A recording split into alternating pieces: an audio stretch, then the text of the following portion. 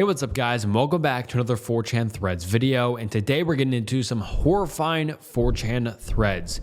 You guys loved the last one, so here I am making another one, and oh boy, today's stories and threads are so scary. Like, nothing short of horrifying. I have never been more scared / disturbed / horrified by any story or thread before, as much as I have by these ones in today's video. They are just so insane. And please like the video, subscribe to the channel, it helps more than you know, and please consider joining the Patreon for just $5 a month. You get all of these videos early, you get extra videos, you get tons and tons of extra content, so please consider that, and it helps support the channel. And I can't wait to get into these stories, so without further ado, let's get into some horrifying 4chan threads. House sitting. For the past week and a half, I've been watching the house of some family friends while they've been out of town. It's a smallish house in a good neighborhood, and though there have been break-ins in the past, they have mostly been to cars parked on the street. These incidents have been few and far between, and have been nothing more than petty thefts. The house I am watching has 3 dogs, 2 of which are large but would be worthless in some kind of home invasion situation. It is a pretty easy job, and along with watering plants and letting the dogs out 2 or 3 times a day, I also have to stay at the house every night. Since I am in college, I really need any money I can get, and this is a pretty easy gig. The dogs are pretty relaxed, but if they sense anything outside, they lose their minds and bark until I check it out. If the doorbell rings, it's as if hell has just come to earth and they claw at the door barking their heads off, but other than that, everything has been going well without a hitch until a few nights back. Sorry for the backstory, but I feel it is necessary in order to explain why what is happening is so out of the ordinary. As I continue the story, I will label each event as night 1, night 2, etc., starting with the night strange things started occurring. Night 1.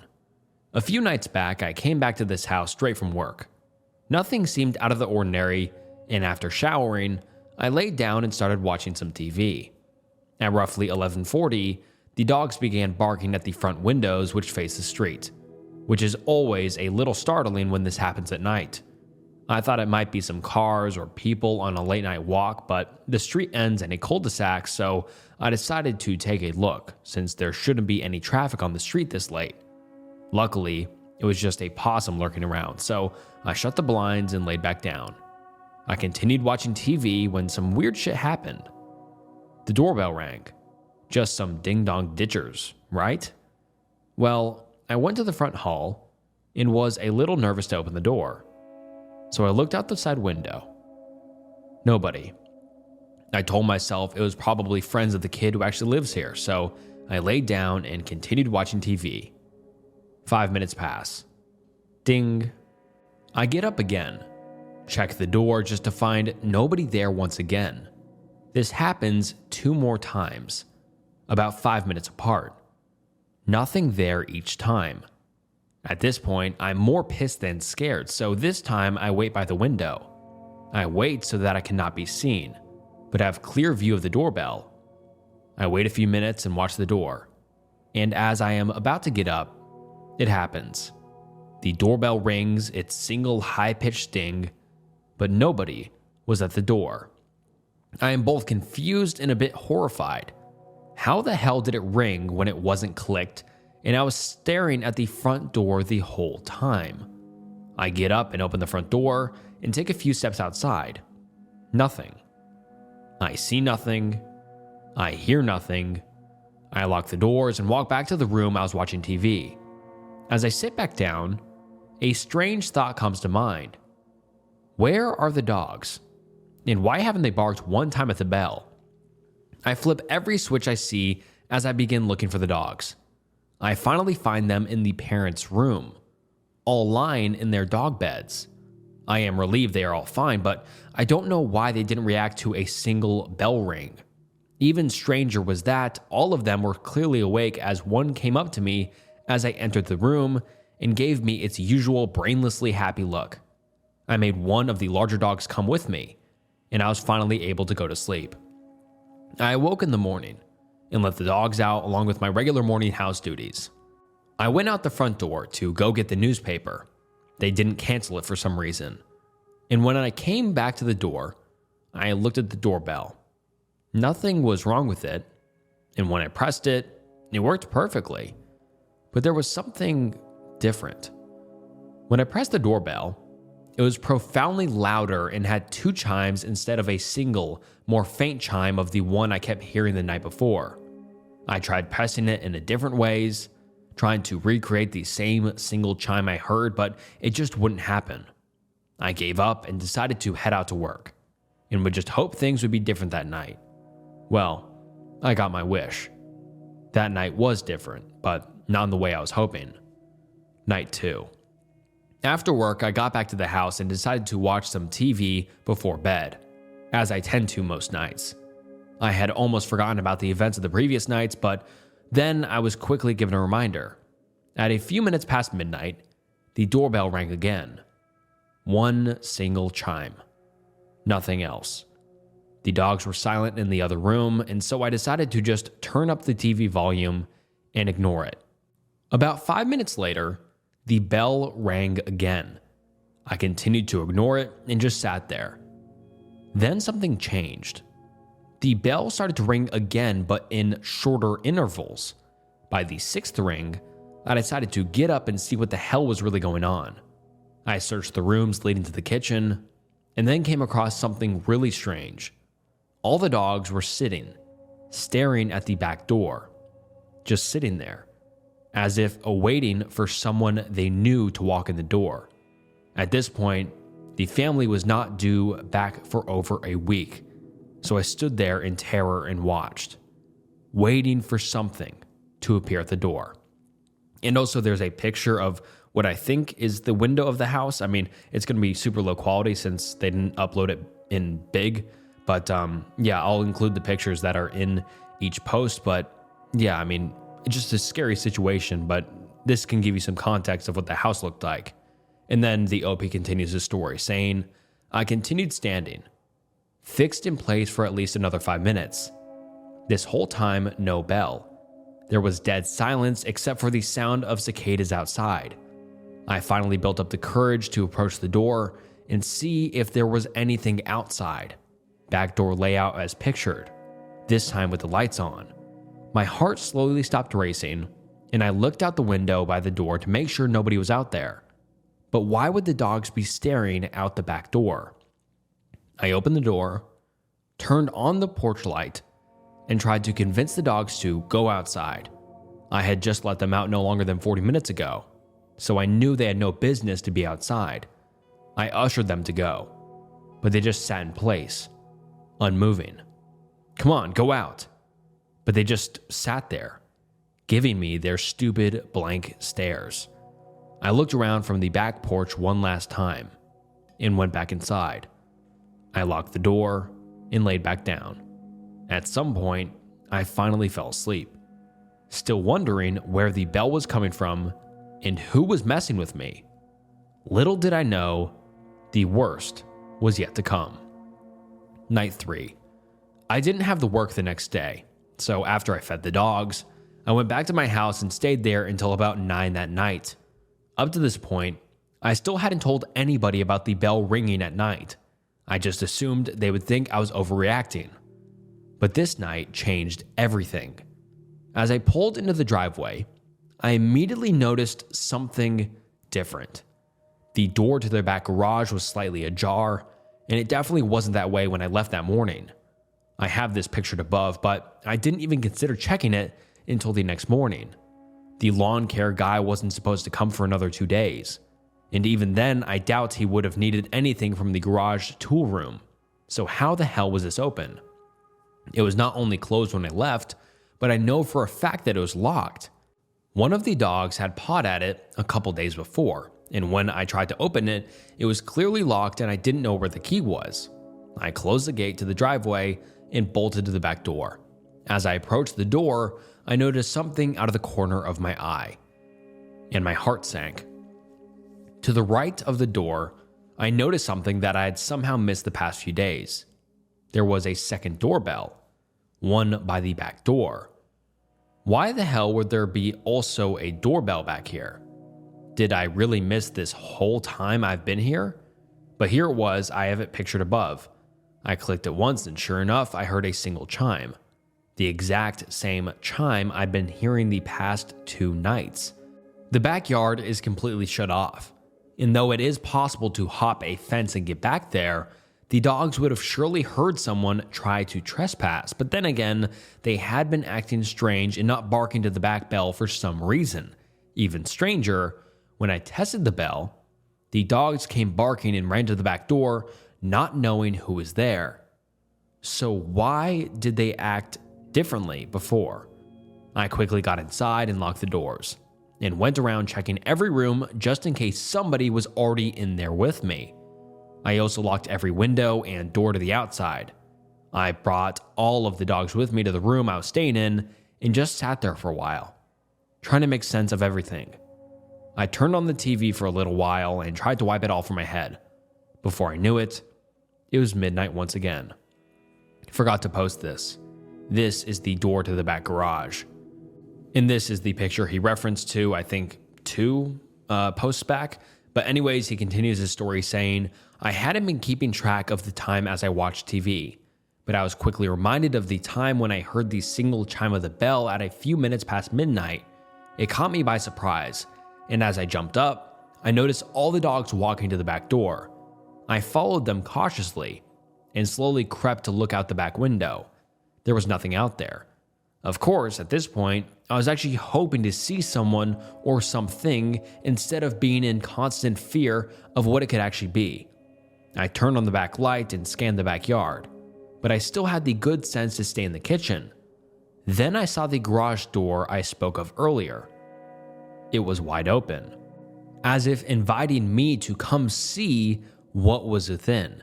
I've seen plenty of horror movies in my day, so I was smart enough to stay within the house since it was already cracked earlier.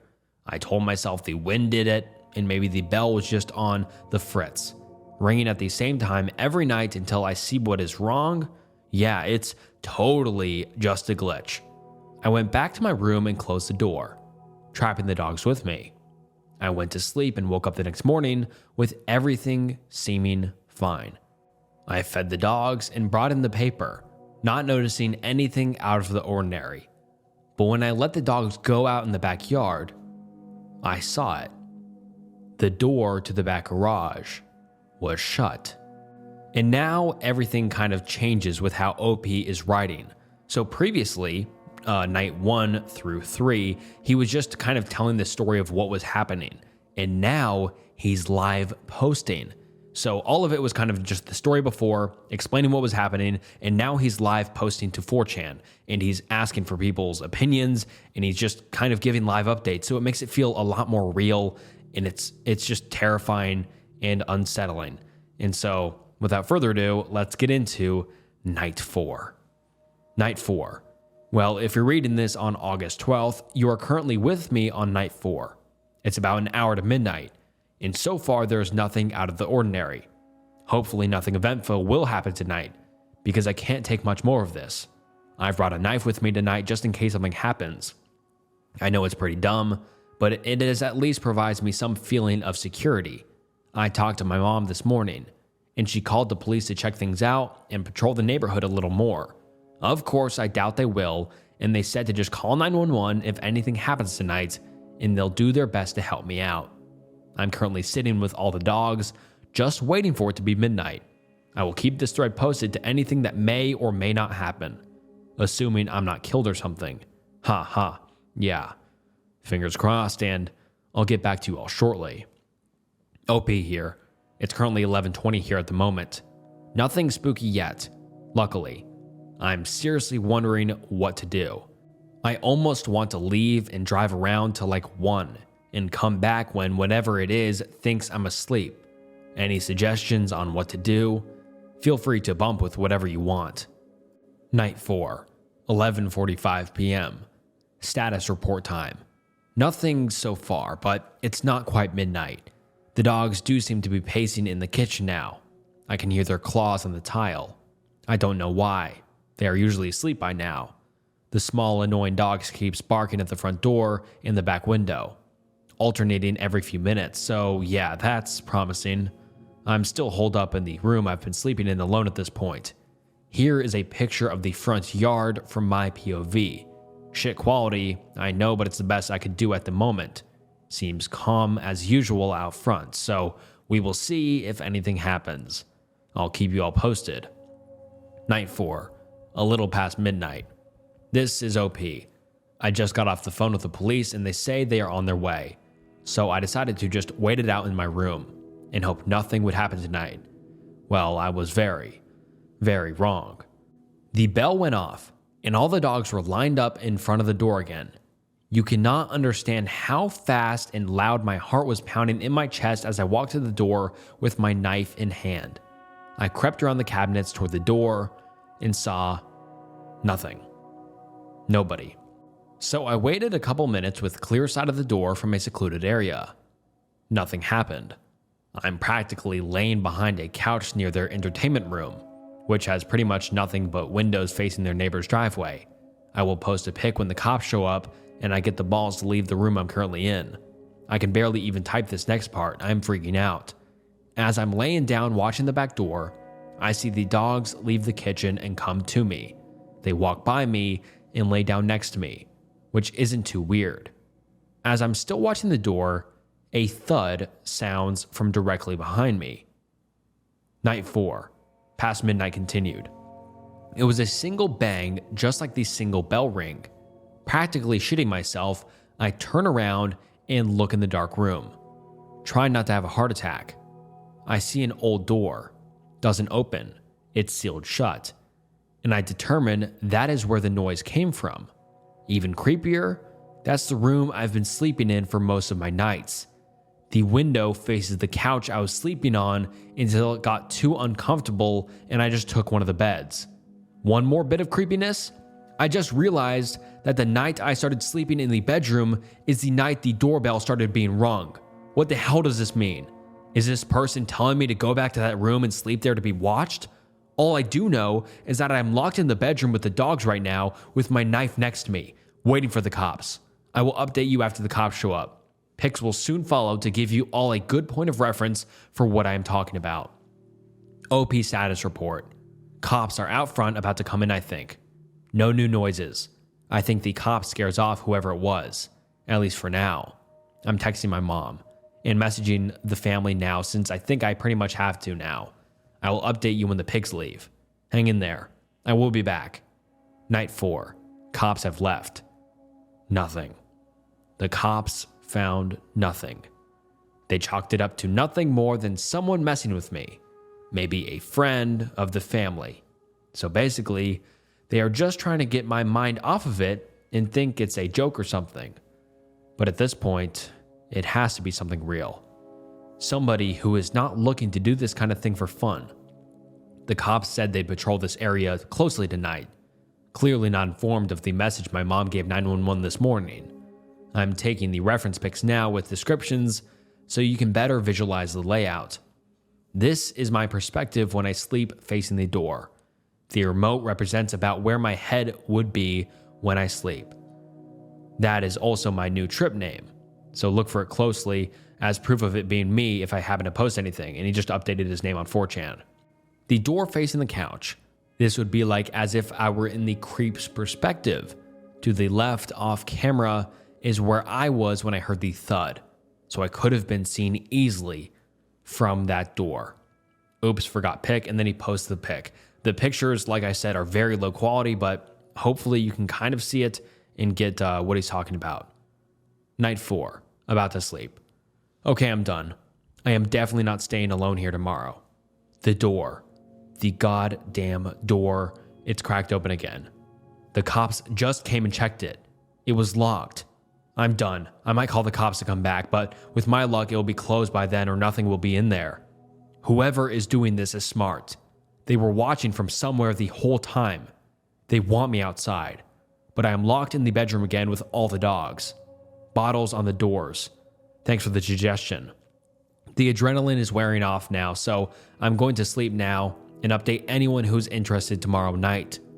Check back here at around 11 p.m. or later, Texas time. I'm going to see what the hell is in that garage door in the morning. Why does he want me to go in there? I'm horrified to find out.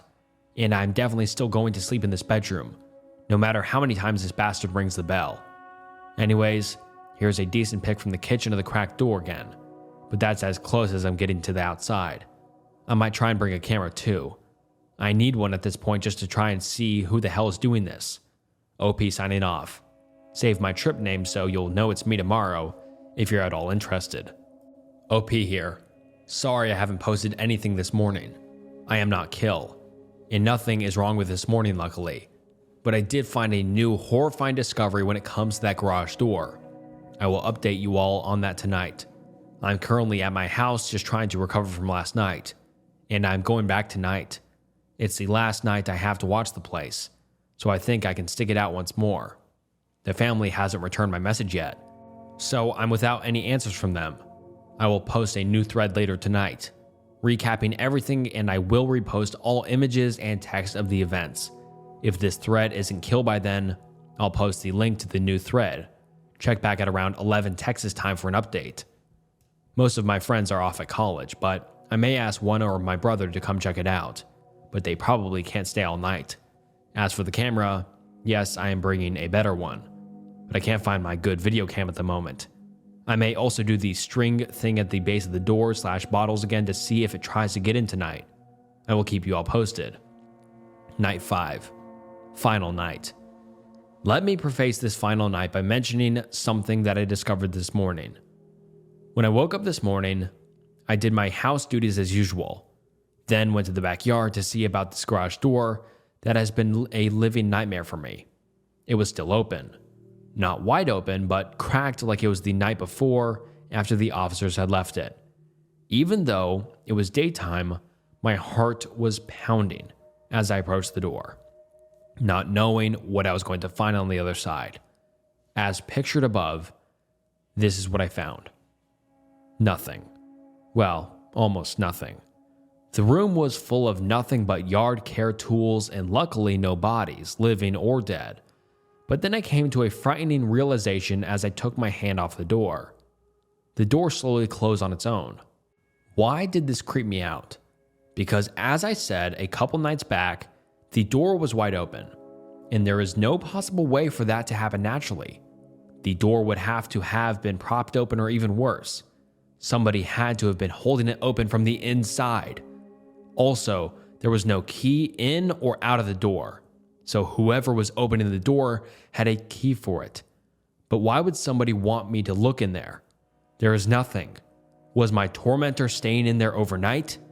If so, then for how long? And one last question that is driving me crazy. Is that the only key to this property that he has? Night 5 continued. It is August 13th, and about an hour away from midnight. It was raining on my way over to the house, which is never a good omen for a night like this. Luckily, the rain has passed through, and I don't think it will rain again tonight. But I still feel no relief from what may or may not come.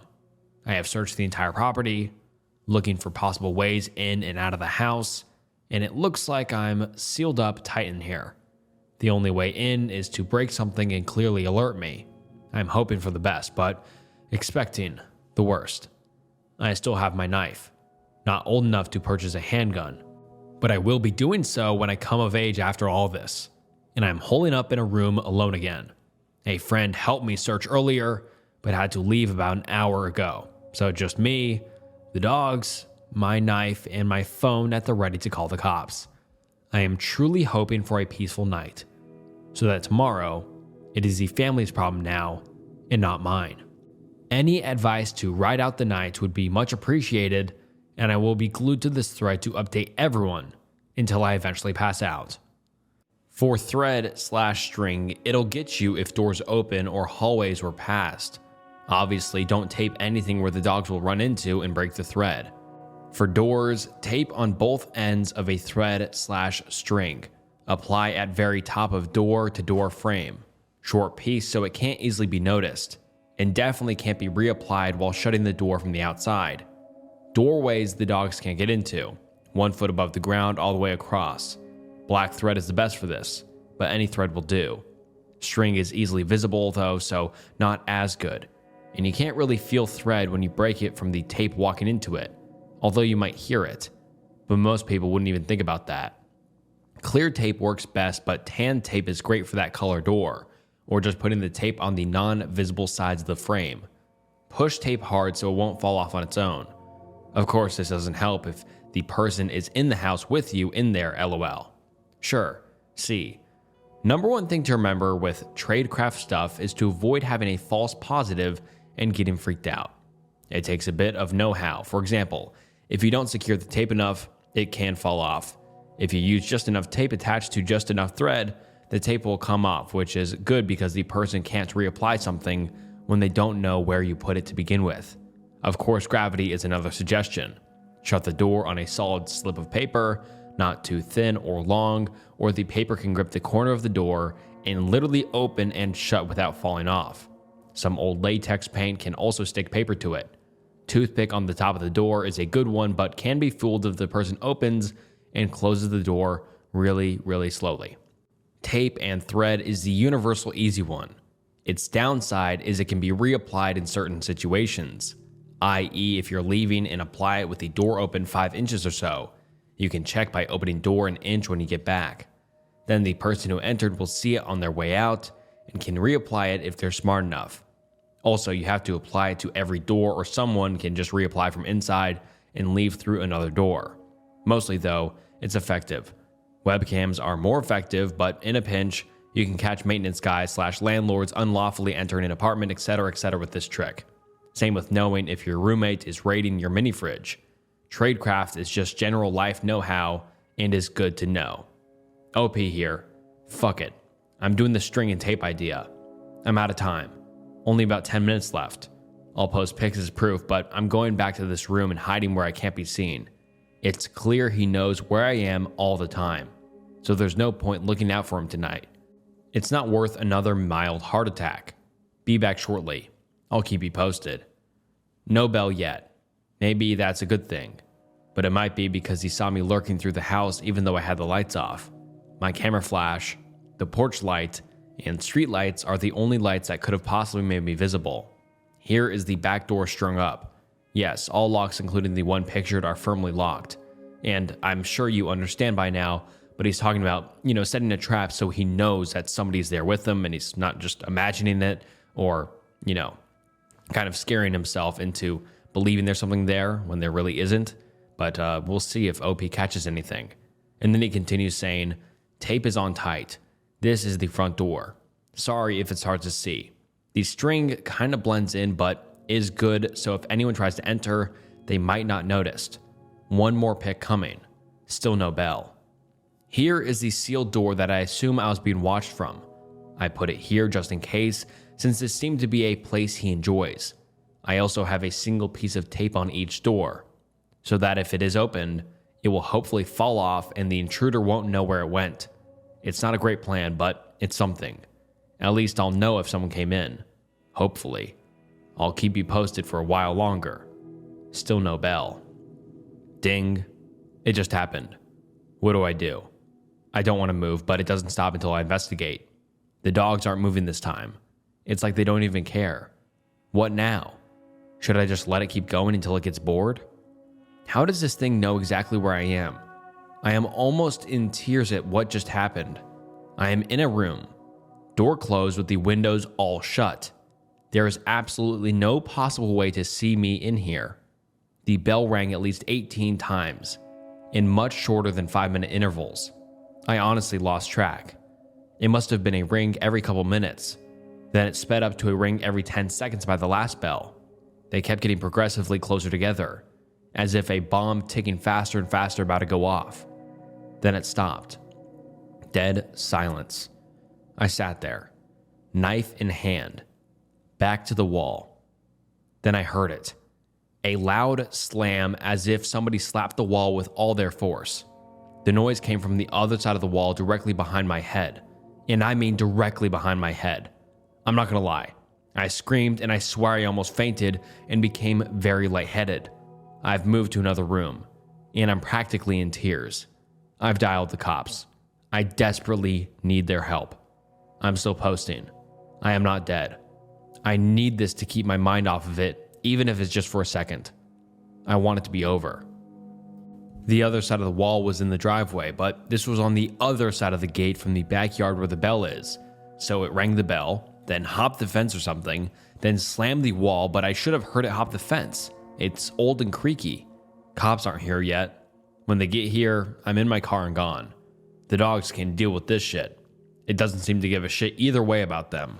We'll update as info is needed. The cops showed up finally. I saw their lights flashing. No siren though. Through the cracks in the blinds in this room. I met them at the front door, locked both locks, and told them to follow me to my car behind the gate. I have a remote gate opener. I waited for them to search the back a bit, and they went into the garage room, which was still open. Nothing. They looked everywhere they could on the outside, and I told them I was leaving. I didn't bother having them check inside. I honestly can't even bring myself to walk near that house again tonight. None of the strings were off that I could see as I fled the house and gather my important things before I left, so I didn't see a point to have them piss off the dogs and bother them.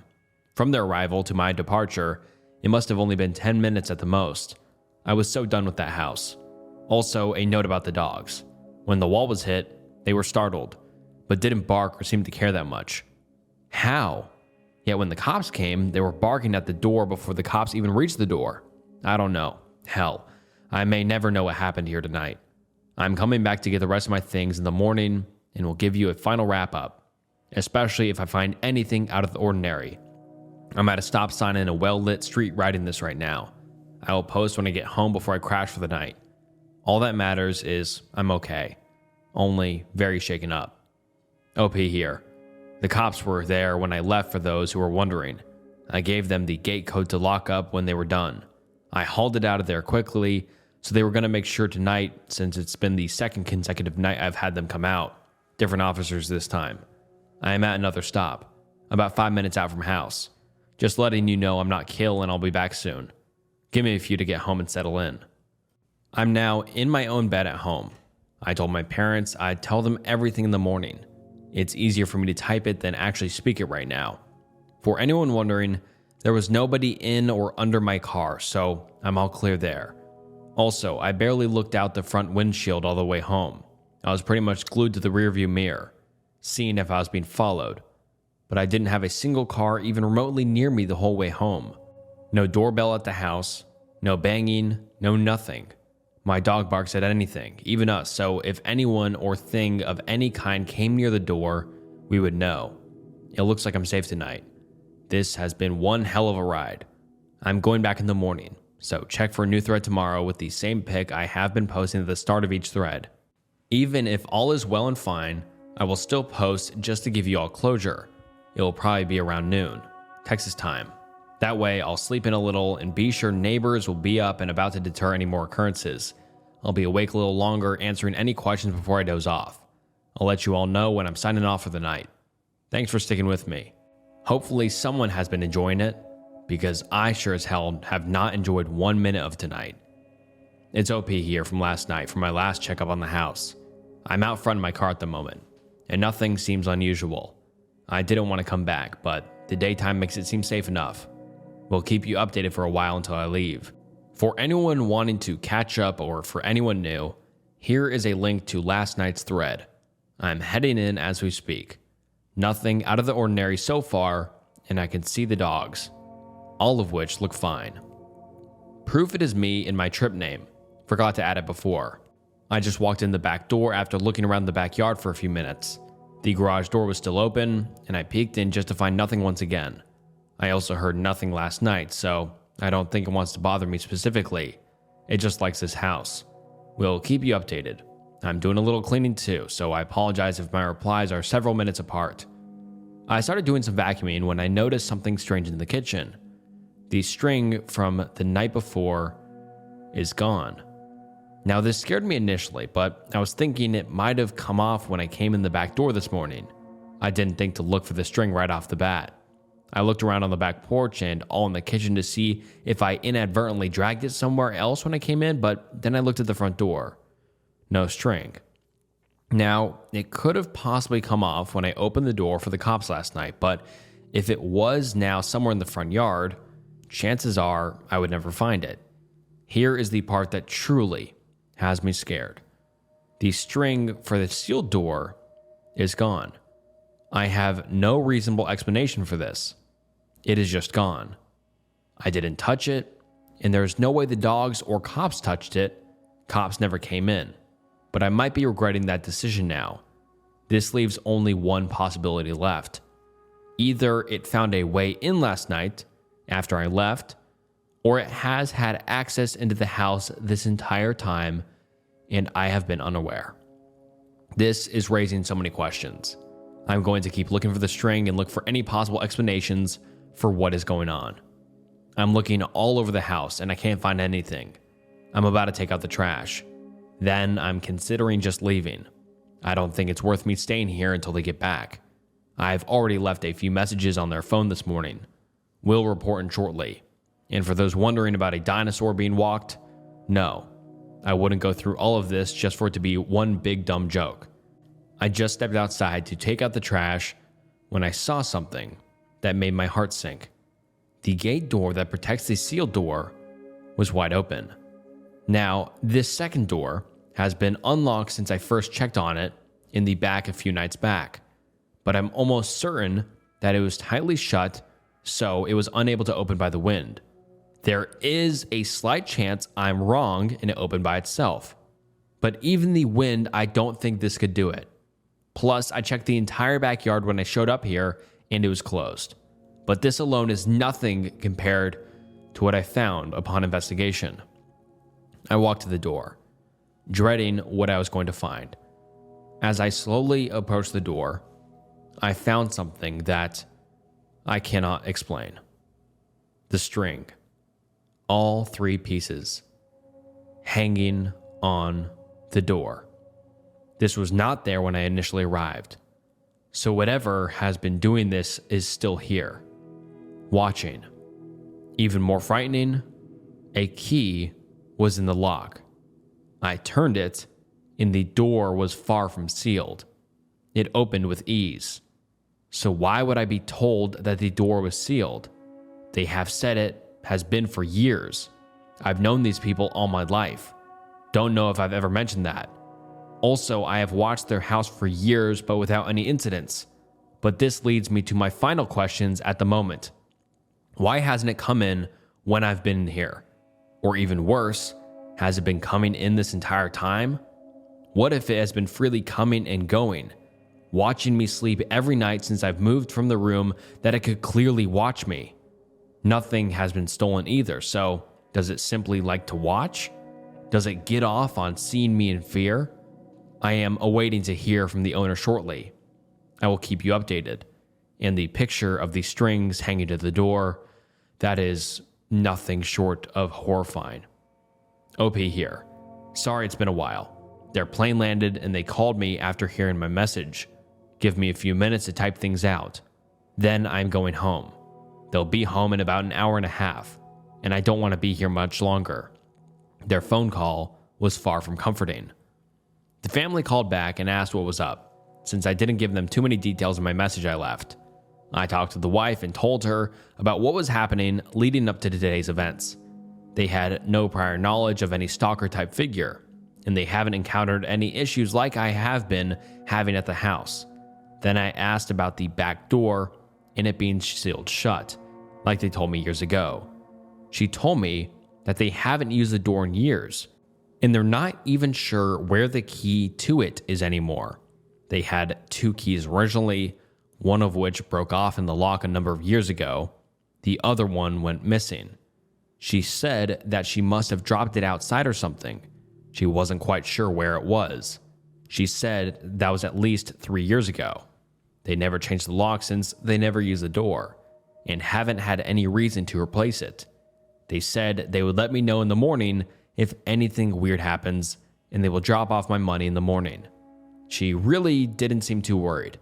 I don't think she fully understood or believed everything I told her, but I have the key now, and that's the only door the key works with. Garage door is a mystery. I'll leave it on the counter for them and I'm about to leave. Maybe the key in the door with all the string and the watcher's way of saying he was done here? Has he had that key since it was originally lost about 3 years ago? I don't know. I may never know. I'm going back to the safety of my own home and hoping this is all over. I'll stick with this thread until all interest is lost, answering questions, but I doubt if I will hear of any new occurrences. I'll probably give a checkup later this week, probably Friday before I head off to school. Thanks for those who stuck with me. It helped me keep my sanity. And that's the last we've ever heard from OP, or at least in kind of archived history. And I'm just going to give a quick, my opinion on this story before we get into the next thread. But this was single-handedly the most disturbing story I've ever read. I don't know why. I mean, I've read hundreds of stories on this channel at this point, like literally hundreds. And this one was so scary and disturbing for some reason because I think it just felt so real and it's so believable. I mean, like a lot of the stories I read are just kind of so out there. So, you could write off a lot of things. But for this one, I just truly believe the OP was dealing with something or dealing with someone. And I think someone just wanted to scare you or just wanting to watch you while just kind of passively playing with you is so scary to me. I mean, like, it wasn't a robber. He didn't steal anything. He literally just wanted to watch the OP. He knew what he was doing at all times, and he seemed to just want to scare him. And for all of those reasons, that's why this is one of the most disturbing and scary stories I've ever read. I wonder if you guys will agree with me in the comments, but yeah, this was, one of my favorites now, but yeah, this was so scary to me. I had goosebumps the entire time. It was just so scary, disturbing, and it was a good story, but thank God OP's safe. And I wonder if the family ever dealt with that mystery man or mystery person ever again. Hopefully not, but wow, that was a great story. On to the next thread. Anon gets a weird phone call. Late shift at call center. Just me and one other guy in the building. He takes a call that sounds like an old person who stayed up late and figured this would be the time to figure out their new laptop. While he's desperately trying to explain that we just support her internet connection, not her devices, I get that annoying fucking beep in my ears that tells me some asshole is on the line. I give the usual opening line. Thanks for calling. This is Anon. Can I get your name and phone number? He asks. Hello? Shit, my mic is muted. No, it isn't. Hello? I ask back, briefly thinking about how odd it is that this is one of the very, very few questions that is appropriately responded to with the exact same question. He asks if this is company I work for. I say yes, give the line again, thanks for calling, etc. How can I help you? He says none of his electronics are working and he thinks it's the internet. Ask for his house phone. Gives an area code I don't recognize. Type it in anyways because who am I to question a customer this early in the call? Nothing. Ask for his name, as he's likely fucked up the number. He gives me his name. I do the slow-ass search by name function. Ask about troubleshooting while it comes up. He says he doesn't know where his modem is because he can't leave his room. I ask, what does that mean? He says his door won't open, but the one time it did, there was nothing but blackness. I only now am noticing how pronounced the static on the line was. I originally thought it to be a filtering issue with the phones and DSL line, which is a common occurrence, but the static was much more front and center. Search finishes, nothing. Google his area code. Texas. We only support shit in Saskatchewan, Canada. He asks if I know why his family is gone. I ask him where he lives. Gives me a town in Texas. Ask him what the date is, claiming it's a security question. He says it's November 2011. It was August of 2012. Coworker has finished his call at this point and clocked out, as it was a couple minutes to midnight. which was the end of our shift. He's at my desk, making a face that says, "Why did you ask what the date was, and why do you look like someone shit in your ear?"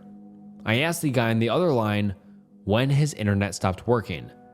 He says he thinks someone unplugged something because someone entered his house and then the blackness came and nothing was working. After he says this, the line goes dead. I explain to my coworker what just fucking happened. He says to write down my ticket number and see if this guy calls back under the same number or what. So I write it down. And the guy's name as well, so I remember what the ticket was about. Jorge Vargas. Ask my supervisor to pull up the call as they are all recorded. The next shift I have. She finds it. We listen to it at lunch. The call comes in. There's no caller ID. Everything is just like it happened that night except for one key detail. I'm the only one talking. The other side of the line is dead air. No static or anything. My supervisor is really good-natured and has a good sense of humor and asks if this was a prank. Did I have someone call in from an unlisted number and do this? Try to convince her otherwise. Coworker later vouches that I was really scared looking. Only coworker believes me. Really. Google search Jorge Vargas and get an actor. Append Texas to the end and find this. Turns out, he actually lived in Texas City, and the town name he gave me, Amburn, was the street. And the OP then sends a news link to just a news site. And guess what? Second man gets life in prison for role in 2011 double slaying. Police discovered the bodies of Jorge Vargas Jr., 33, and his daughter inside their house in the 700 block of Amburn, November 21st, 2011, in Texas City. So the people, or the person OP was talking to, was a dead person. And this truly does scare me because, I don't know if OP is lying or not.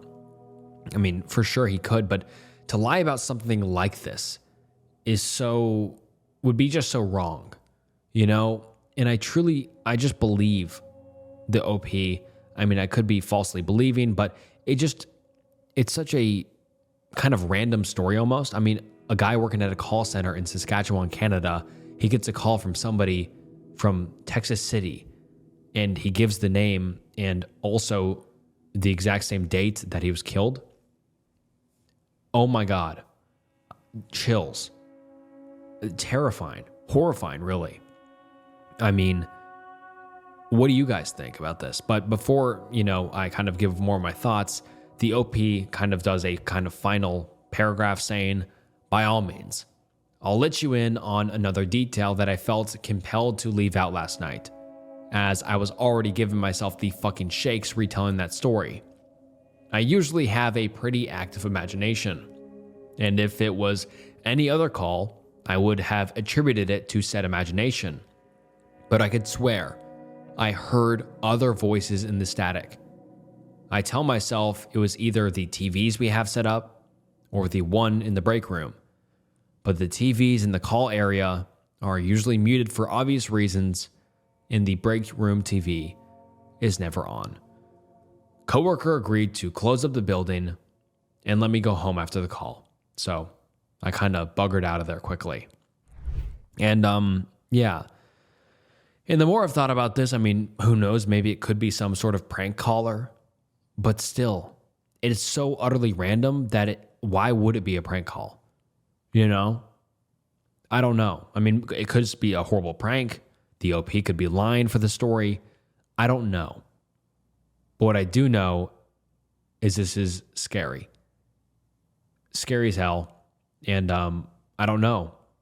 I think it's terrifying that Jorge got murdered. And his daughter murdered. And it's very weird. And it just seems wrong. In that sort of way. I don't know. It just seems off. It seems disturbing. And yeah, I just don't know. Like this, I don't know why, but this story kind of screwed me up a little bit. I don't know. It's just very disturbing, real, and just kind of honest in a way. I don't know if you guys feel the same way about this, but yeah, I just very, very creepy. Yeah. On to the next one. Homeless Commando. From age 22 to a few months before my 24th birthday, I lived without a home in Northeast Tennessee. I'm doing better now.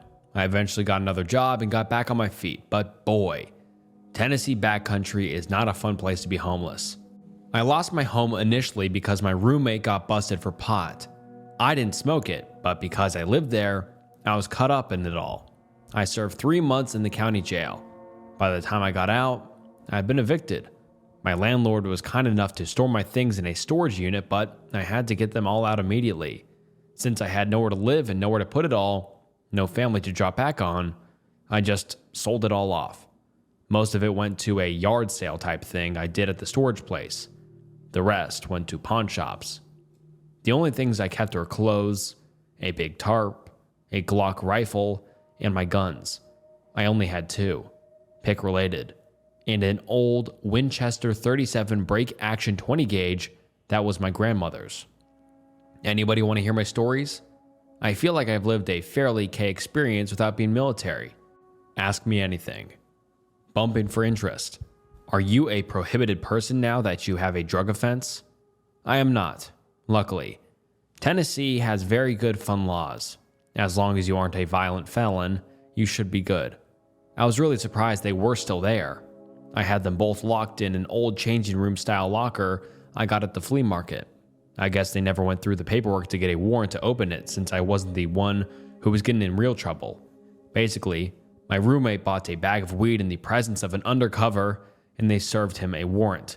I got one too since I was inhabiting a structure in which drugs are kept or sold, but I passed every drug test and told the truth through the whole thing.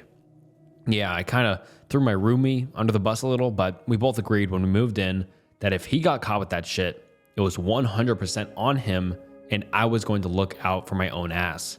So yeah, got off really easy, I think. Anyway, here is a story from my first night. 2 to 3 a.m. Sleeping outside the storage unit place. It's on a little one-lane road, because almost all the roads here are one lane besides the main road through town. It was a clear night, and I wasn't worried about rain, so I pitched my tarp over the drain ditch by the road and tried to get some sleep. Just kind of laying there, on a makeshift bed of clothes, with my duffel bag acting as a pillow. Reflecting. Bad feels. Miss my grams. Something walks over my tarp on the side bordering the road. Whatever, just keep walking, man. See a guy. Really skinny. Shitty, dirty jeans and a wife beater. Meth or crack, you decide. Hey, buddy. Hey, buddy. Under the tarp. Hello. What, bro? Come out and talk to me for a second. I want to ask you something. No, I'm trying to sleep. You smoke? Nope. I mean the good shit. I don't smoke anything, except these Marlboros. At this point, I'm gripping the claw knife, wishing I had bullets. Forgot to mention, my bullets weren't there when my landlord was cleaning my shit out. Well, let me come under there and smoke real quick. I'll give you some. Oh my fuck, I don't want any. Just leave me alone, man. I gotta get some sleep. That's fucked up, bro. I'd let you smoke in my tent. Please, it'll be real quick. He's walking toward the tent. I can't really stand up without wearing the tent like an umbrella pole. Scramble backwards. Away from him, but out from the tarp. Stand up, probably look ridiculous. All wild-haired, covered in wet grass. My knife is in my hand, but by my side. It's dark. The blade is black and I don't think he sees it. He does something I didn't expect. He just goes right under my tarp. Like he doesn't even see me. I'm pissed. That's my goddamn tarp hut. You inbred fuck. Inform him of this. What, man, he yells. Stupid fuck stands right up. The tarp drapes around him like a sheet ghost. I advance toward him and grab the tarp. He steps back, grabs the other end of my tarp. Engage tug of war. He's losing. The guy is a skeleton, and I've still got all of my weight on me. Reaches behind him. What are you? Po po po, fuck you, N-word. Seriously, he called me N-word. I'm white. He turns around, takes off running. I'm on the ground fucking convulsing. I mean, I'm almost like having a seizure level shaking. Just kind of staring at the sky. Every muscle in my body spasm. Think I've been shot. Now I die. Go black. Wake up. I'm fine. Tarp is fine. Everything is fine. Find 22 casing on the ground. Son of a bitch tried to pop me with a 22 auto of some kind. So, that was my first night homeless, you guys. So, after I sold off my shit, I had already much decided I wasn't going to try for a hotel. I'd gotten around $700 total. I was already a poor guy before I was homeless, hence the Taurus. I knew that would only get me for a few nights at a hotel, and they were all in the city anyway, a good hour's drive from town. I decided to hit up my Walmart and stock up on some supplies. I got a little pop-up tent, a few packs of Bic lighters, ramen noodles, protein powder, etc. Of course, I also got a box of Blazer 45s and one of those turkey hunting utility belt things with the big drawstring pouch and fanny pack. I got a box of birdshot, 20 gauge for hunting, but I also had a big plastic bag of old ass shells from Grams.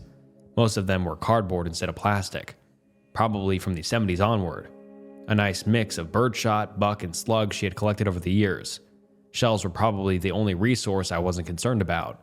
So anyway, now I'm all geared up.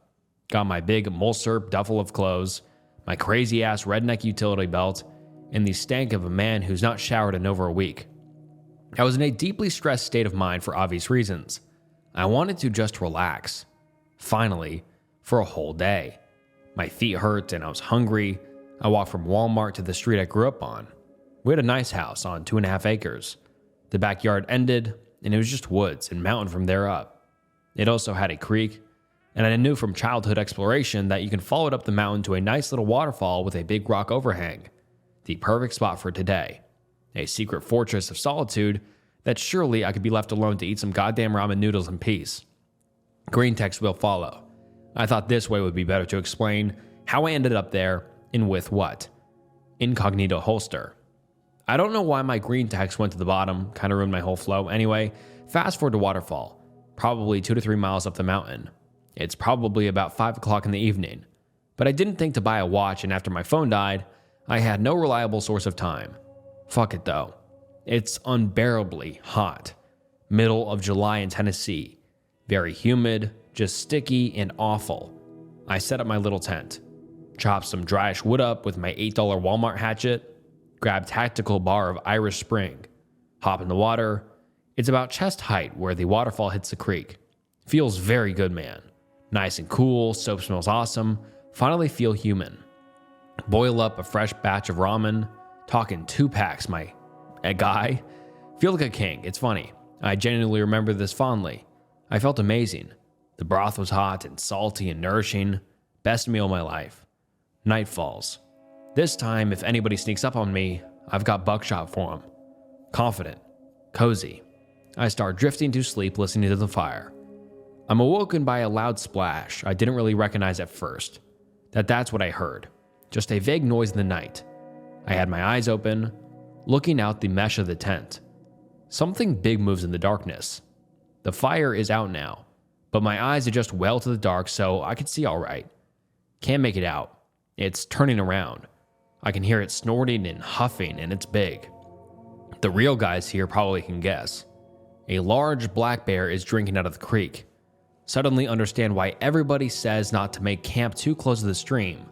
White-knuckled on my shotgun. I'm doubting if a 20 gauge shot shell would do fucking anything to this guy. Quietly get my 45 out from my turkey holster. Have no actual idea what I'm going to do, but I know that black bears aren't generally aggressive. I've seen them before. I have always been an avid camper. The way my luck had been lately though, I wasn't taking any chances. So the bear has turned around now, and he's sniffing. He's sniffing hard. The only food I had was ramen noodles in the packet. I burned the trash from the ones I ate and washed my pot in the sink. Feeling a bit confident now, I slowly sit up into a low squat, my head touching the top of the tent. Aim my 45. My logic was I'd rather have 8 shots that probably won't do anything than 1 shot that probably won't do anything. My plan is, if I tried to get in or puts his face at the mesh, to just unload on him and tactically shit my pants. Hope for the best. Bare my soul to Valhalla. Hehehe. He's getting closer to the camp when I see the grave mistake I made. My fucking bowl and fork are sitting there like unwashed peasants. God fucking damn it, Anon. He's intrigued. Starts licking bowl. He follows the scent, comes right up to my tent. All right, Anon, get ready. Finger on the trigger. I'm shitting cinder blocks. He sniffs the ground in front of the mesh, and I'm psyching myself up saying, if he touches the mesh, fire. If he touches the mesh, fire. Just over and over again. He sees me, and I see him seeing me. We look at each other for what seems like a long time. He was tense, and so was I. Neither of us knew what to do, I think. I could see his sides expanding with heavy breath. They say black bears aren't very big, but when you're one dude in a little pop-up tent, looking it in the eyes, it seems pretty fucking huge. I'm imagining how big its claws are. Probably comically bigger than in reality. The tension is getting to me. Sweat in my eyes. I just want something to happen. I summon every ounce of courage in my body and let loose a thundering battle cry. Go on. He fucking backs up and fucks off. I hear him crashing away for a good 3 to 4 minutes. This would not be the last time I encountered Sir Bernstein. And for the guy that asked, I got a job by befriending a cashier at the convenience store I bought shit from. He let me use his address on my applications and clean up in the store bathroom before interviews. He really got me out of a huge jam. Can't thank him enough. Gas station cashiers are bros. So I liked the waterfall spot regardless of my bear encounter. I spent 4 straight days there just shooting squirrels and living off of squirrel ramen stew. I even caught a rabbit. One afternoon, I also caught about a dozen crawdads out of the creek and boiled them up. They were pretty good with the Frank's Red Hot I bought from Walmart. I didn't really have a plan at this point, and I was in a very, let's say, primal state of mind. All of my thoughts were about my next meal, if the firewood was getting low, this sort of thing. I drank straight from the spring where the creek originates from. It was nice and cold all the time and very clean.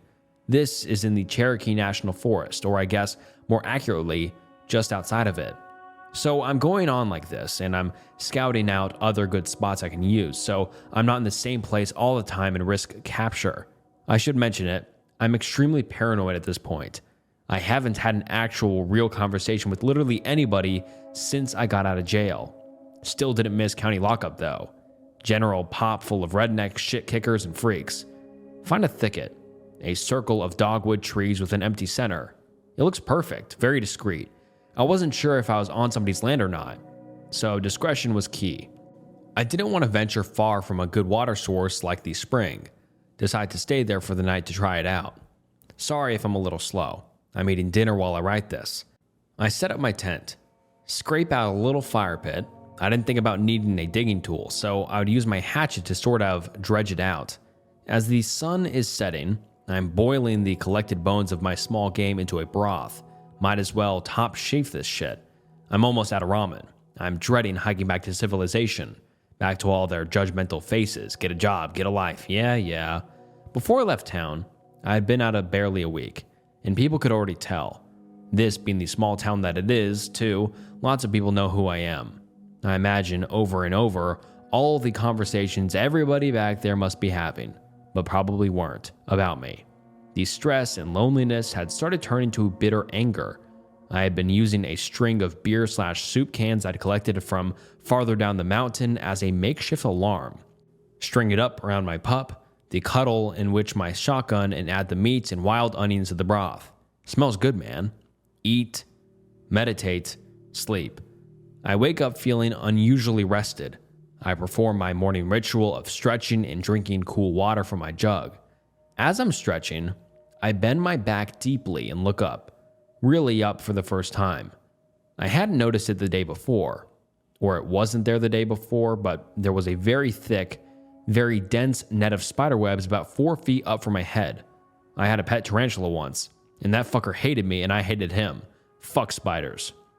Still, this seemed like a really good spot. I wasn't about to let these cretins take away from me. These are my trees now, goddammit. I am an apex predator. I gathered my things and piled it all outside the ring of trees. I got a stick and stuffed a bunch of dry leaves into a sock and stretched the sock around the top. I taped it shut and boom, the world's dumbest torch.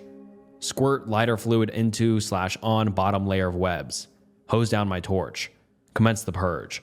I light the torch. A part of me hopes this stupid thing I'm doing will just engulf me in flaming spiders and I die. Graham didn't raise no quitter though. I full-on Spartan charged into the trees and heaved my mighty torch. The whole thing goes up in flames. It falls down expectedly. However, I hadn't counted on it falling on me. I hadn't thought this through. My mind was in a reckless state. So I'm swatched in burning spiderweb. This is not what I wanted after all. Stumble out of trees. Stop, drop, and roll. Luckily, the web burned up really quickly. My shirt was pretty blackened and I could smell burning hair, but I was okay. Pretty fucking burnt though. More on that later. I looked back into the trees and everything is gone. The webs had burned up and luckily hadn't caught anything else. I wasn't that worried I would burn the forest down since it's so humid and everything is so green, but still, I was glad. I notice everything is quiet and my stomach just drops.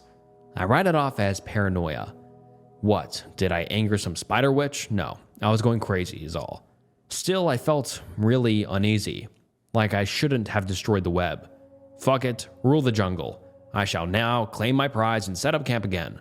Tomorrow, I'll go into town and blow my last $50. Night falls. I'm just chilling, drinking some reheated broth, wishing I had a book or something. Anything to do. You don't think having to rough it can get boring, but once night falls and there's nothing more that can be done, you're just alone with your thoughts. So I'm reclined back on the log, fire's crackling and everything seems well. I'm listening to the crickets and they stop.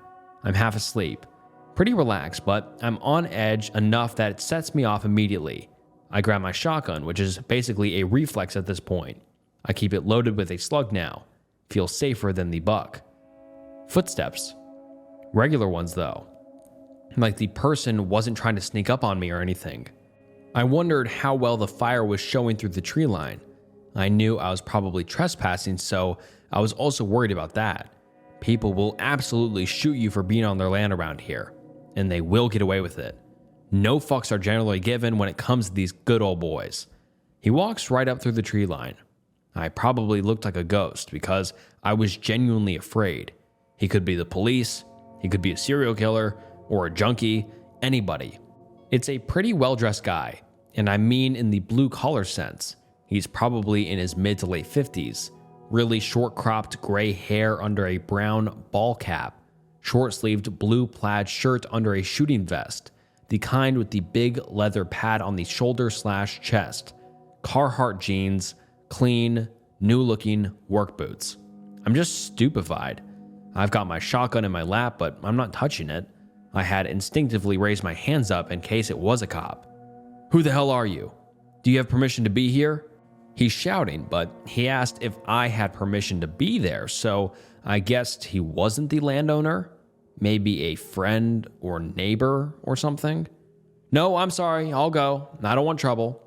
Now at this point, I realize he's not carrying a flashlight, and I never saw light through the trees. I start to stand up, not thinking about it. I grab my shotgun as I stood, to leave. Whoa, whoa, whoa, whoa, the guy screams. He's got that cop tone of voice, you know the one. He's yelled that a lot before, and I could tell. So a cop? Where is his uniform? What is he doing out here? He draws compact Glock from in waistband, points it right at me. Finger on the trigger. I've been to jail. I'm not fucking with weird cops. I drop the shotgun and raise my hands. Don't shoot, I just want to go. Please let me go. My voice is cracking and raspy. I haven't used it in some time now. Just wait right there, buddy. I want to talk to you. How long have you been in this area? Only tonight. I don't have a place to live right now, so I'm camping. I thought this was National Forest. I lied. So did you tear down that web? That was not yours to destroy. Tell me who the fuck you think you are. Guy is red in the face. He's fucking mad and I'm scared. I'm going to get shot for real this time. I know it. No, man. I swear. There were no webs when I got there. I don't know what you're talking about.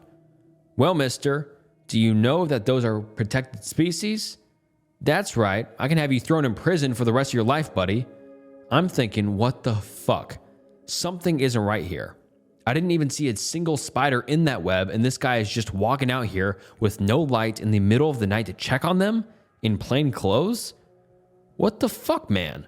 I told you I don't know nothing about no damn webs. Can I please just go? Please? He studies me for a moment and looks back behind him. He turns back around and his face isn't red anymore. You aren't going anywhere, pal. Take a seat while I call for backup. Do not move. He waves for me to sit on the far side of the fire, opposite of my tent and my gun. He doesn't know my fanny pack of justice holds .45 caliber freedom. So I'm sitting there, wondering what I should do. Do I try to run? Draw on him? What if he really is a cop? And speaking of which, he hasn't once identified himself as anything. So with all due respect, can I ask who you are, sir? He looks at me with a very strange contempt, like I was a cockroach that crawled on his breakfast. Right now, I am detaining you. Just sit still and don't ask questions. He makes a short phone call with one of those big SAT phones, which makes no sense to me because where we are, you should have cell signal. He sits down on my log and unloads my shotgun. Do you have any other weapons? Just my knife and my hatchet. Knife is in the tent, hatchet is beside you in the grass there.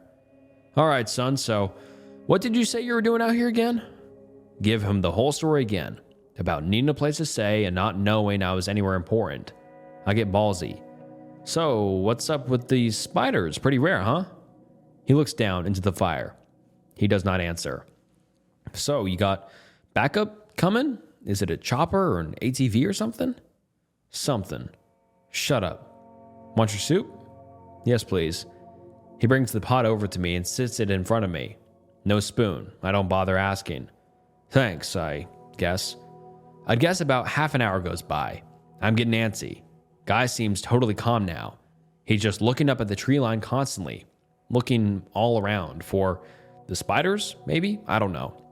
That's a different homeless bro. And I think OP is replying to some question, but that I couldn't find the question. And then he just says, that's a different homeless bro. I never really encountered other vagrants since there are very few homeless here.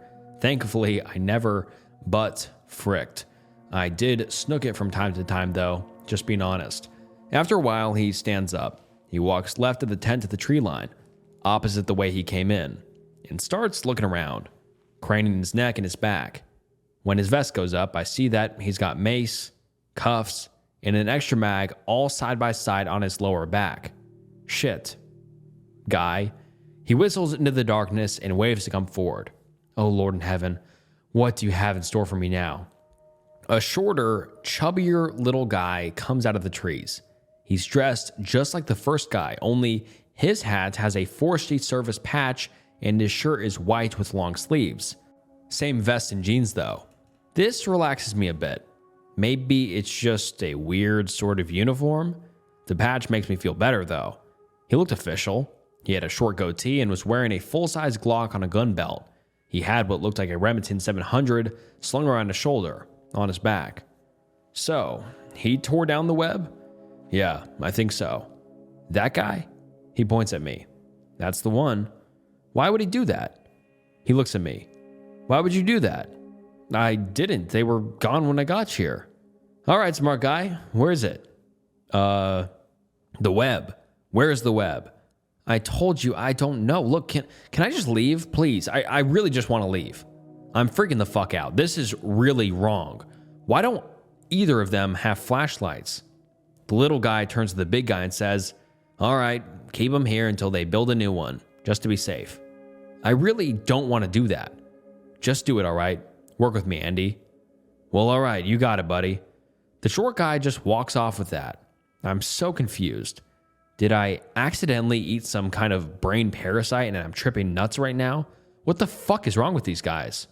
At this point, I'm fed up with the situation. As soon as Andy turns his back, I'm splitting.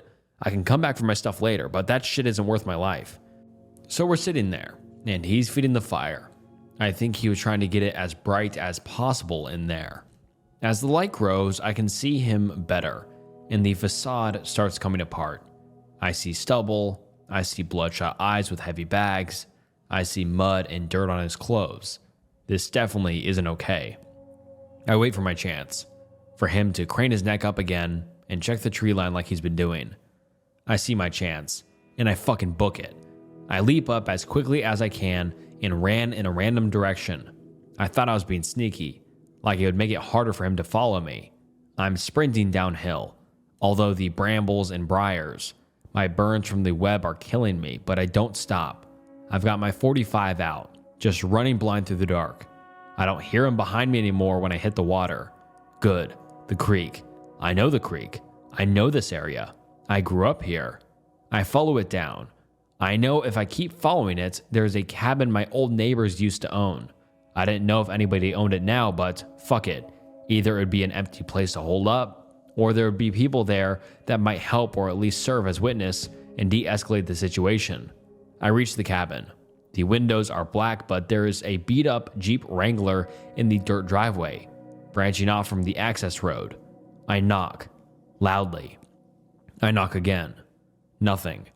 I made the tactical decision to break in. Maybe not that smart of an idea, but I was desperate. I kicked the door, right below the handle with everything I had. I had to kick it 3 or 4 times for it to finally cave. I go in and search for a light switch. Nothing, no power. Figures, it's just on a generator. Nobody must be staying here right now. I get my cheap little plastic flashlight out of my turkey belt and scan the room. I was wrong. Mats on the floor, cans of food open and laying around. Some old shoes, some old pants, some old shirts, a map, shotgun shells, a radio, a Forsty service badge, newspapers with old brown blood on them, a rusty knife, propane tanks, 2-liter bottles, aluminum foil, empty boxes of Sudafed. What in the living fuck have I gotten myself into?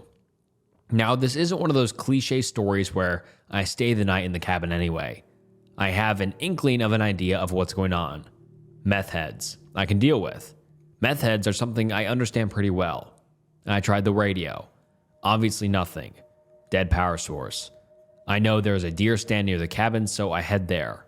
I climb up. The old wooden slats nailed into the tree feel like they're going to give way. I sit up in the stand and I wait. I wasn't going to leave my shit, but I sure as fuck wasn't going back there right now, so I wait. The common Tennessee meth head is much like the vampire. They must sleep through to build strength for a long night of tweaking and thieving. I do my best Solid Snake impression back to the cabin and peek in the windows from a little ways up the hill. I can see them in there, just sitting on the floor. Both of their mouths are just jabbering, like they're both having conversations with different invisible people. Go in a little closer. I can see my socks covered in paint, with cans on the floor around them. Guys go hard in it.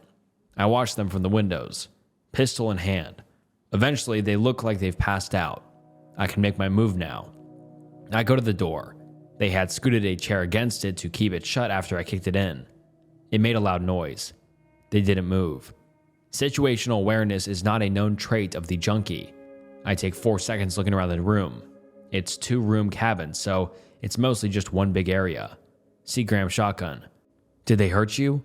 Did they touch you? I weep for you, Gam Gam. I check the tube. Shell is loaded. Where are the rest? Looking around. Shotgun low ready. I'm checking the kitchen cabinets when I hear one of them move. Whip around. See him seeing me. We both kind of jump. I raise Gam Gam shotgun. Sputter out, don't. It's more of a gasp than a shout. He looks scared. He's just standing there, arms out. Chubby guy still passed out on the floor. His expression gives me courage. Finally, I have the upper hand now. Don't fucking move, man. I should kill you. Don't you dare fucking move. Where's my shit? I just want my shit and I'll leave, etc. I'm hyped as fuck on adrenaline. I've never in my life held a gun on somebody. It's a situation I never once thought I would ever be in. For a moment, I felt my gut clench. It was really weird and totally surreal. How did I get here? What the fuck is all this insanity? A month ago, I had an apartment and a job, and now I'm strong-arm robbing a meth head. Continue. Wait, what? He just kept asking. What? Looks bewildered as fuck. He was probably still feeling that shake and bake meth/spray paint combo. Chubby guy is stirring. He gets up, but he gets up way too fast for my state of panic. Point and fire gam shotgun. I didn't hit him, and I wasn't really trying to deep down.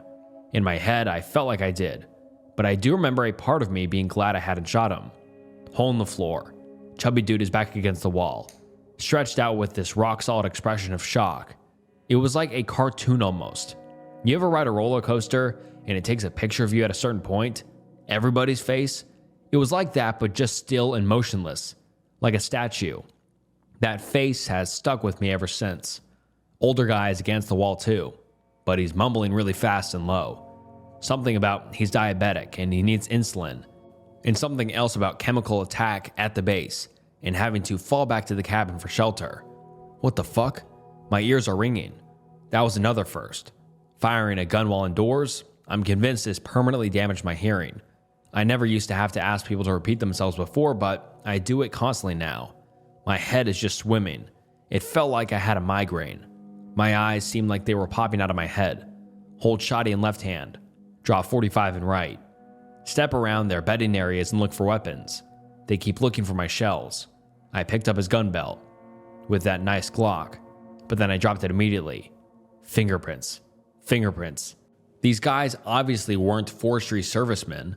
My guess is they stole the shit from a forestry outpost / station / whatever, or they actually robbed some servicemen. If they had robbed them, and we're still here, they either just did it and the gauntlet hasn't come down yet, or they killed them and nobody knew. Either way, it was some seriously fucked up business. While keeping my 45 pointed towards them, I immediately stamp on the part of the gun belt where my fingertips have been and rubbed it into the floor mat. What? The meth head asked one more time. This takes me by surprise and I ND into the wall between them, scaring the shit out of both of them. Try to play it off as a warning shot. Demand they cut the shit and tell me what the fuck their deal is with that spider web, and let them know I torched the whole fucking thing because this is my forest. The wind blows up in the door. We got on the floor and everybody walked the dinosaur. False alarm, folks. The walls are closing in. I don't know how long I have until one of them tries something. I quickly check the other room and find my bag of shells and some of my socks. As I'm leaving, I figure I should probably fuck with them a little bit. You just dropped an undercover FBI agent, pal. I'm coming back and I won't be alone, you dumb motherfucker. Duck the fuck out. I followed the creek some more, this time further up the mountain than I'd ever gone.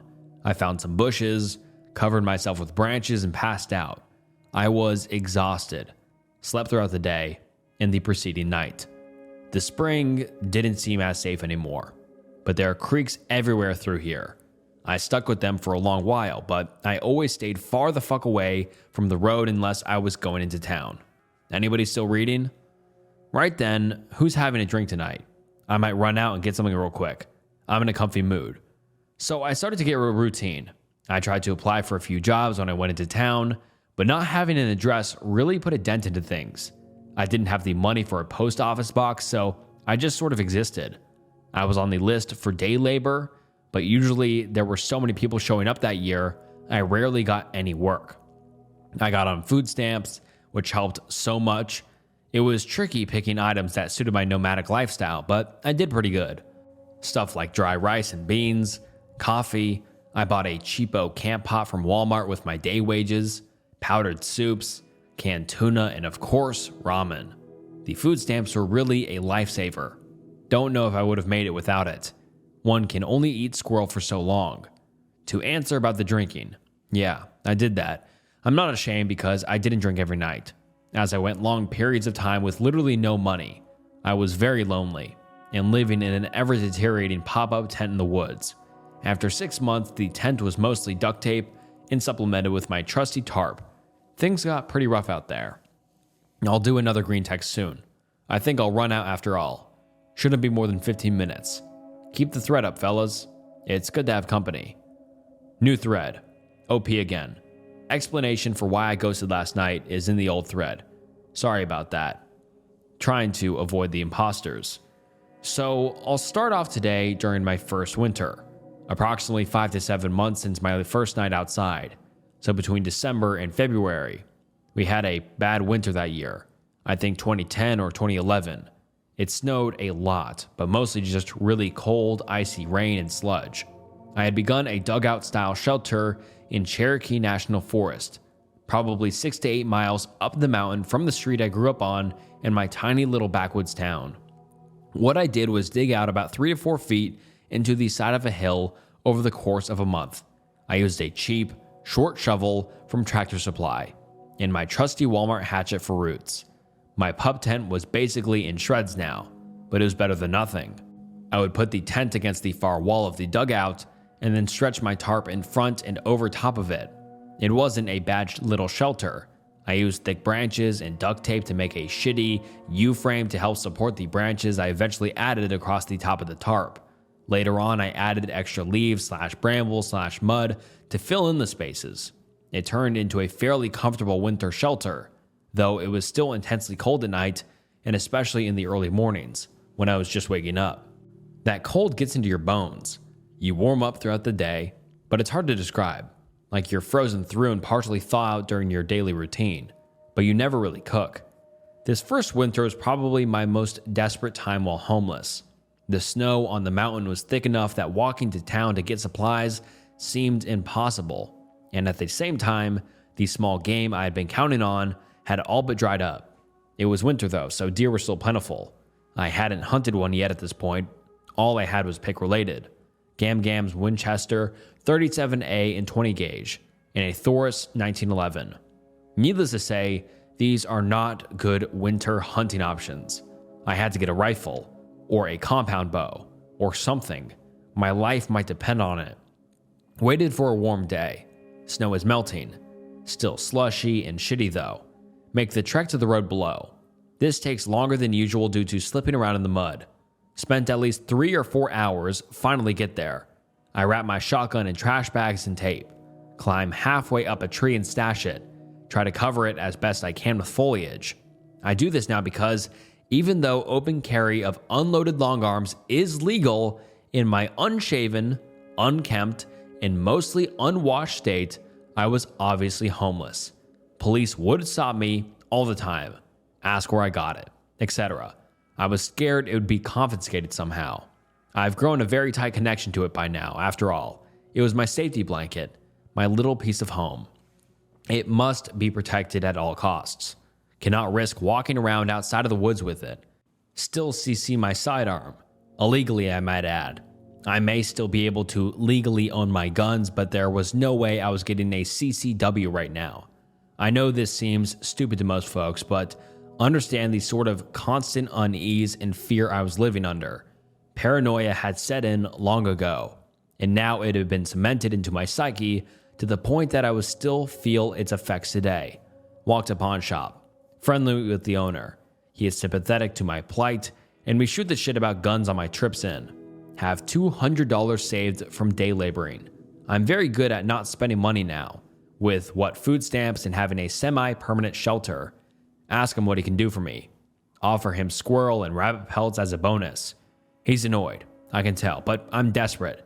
He knows it too. Tell you what, keep your pelts. Give me the $200, you can shovel my driveway and we'll call it even. Hands me a well-used Savage 308. The rifling is pretty bare. Some rust along the barrel, but overall, it'll shoot. Sorry guys, had to run out again. You'll have to bear with me. My life is somewhat hectic. Okay, so I've got this 308 now. He threw in a dozen or so loose rounds he had for himself. I was apprehensive about walking back to my stash with it. So open bolt. Hold by the middle and offhand. Barrel pointed down. Avoid the road. Walked the train track as far as I could, then kept just inside the tree line. Got the stash, wrapped new rifle up and stashed it too. I forgot to mention, the rifle had no sights, no scope. Wasn't sure how well I would even be able to hit anything. Head back into town. Stock up on more powdered soup and beef jerky with food stamps. Waited till pawn shop closed at 5. Rode with owner to his house and shoveled his driveway as promised. He brought me some meatloaf and mac and cheese his family had for dinner in aluminum foil. Tasted like heaven. Ate it while he drove me back to my stash. No fork, no fucks. He's a really good guy, honestly. There are a few good folks in this town. Grabbed funds, At first, I tried just carrying both, but that got cumbersome. I ended up putting the Savage in my duffel and drawing the string around the grip. The stock still stuck out, but fuck it. Woods. It got dark while I was still hiking. I can't accurately describe how miserable it was. Hiking up muddy, sloshy forest terrain. No trail, just following the creek, which was mostly frozen as well. I needed new boots. I was still wearing the same old steel toes I had before I went to jail. A nice hole had dug into the sole of my right foot, so it was constantly cold and soggy. After a while, it went numb. Finally made it back to my shelter. Lit a fire with the small amount of wood I kept dry with me under my tarp. That feel when you put newly frostbitten toes next to a warm fire. I'm bundled up. Dickies jeans on top of sweatpants on top of long johns. 2 t-shirts, a hooded sweatshirt, and a big wool overcoat. Cheap jersey work gloves, the kind in 3 packs at the gas station for like $2. Doubled up on them. Then wool fingerless inserts over that. It's really strange. Some of the times I look back on fondly. This was one of them. By now, stuff like TV and Facebook, microwaves, and even a solid roof were like things of the past. I was getting pretty used to life. Enough that now I found myself really enjoying these small comforts. I had bought a few paperbacks and kept getting the 2 packs of legal pads when I had extra money. I would write things, like dreams I had, or just rants about the world. A lot of angry, lonely stuff. When a legal pad got full, instead of carrying it around with me, I would wrap it in plastic and bury them. I don't know why I did this. During this time, I was a very paranoid, manic person. I feel like I completely lost my mind on that mountain. Anyway, somewhere in Cherokee National Forest, there are a string of legal pads buried in shallow holes filled with an increasingly hateful and nihilistic manifesto. I describe my rules of living, recipes for various stews and things I'd cooked up using squirrels, raccoons, wild onions, and whatever else I'd scrounged up.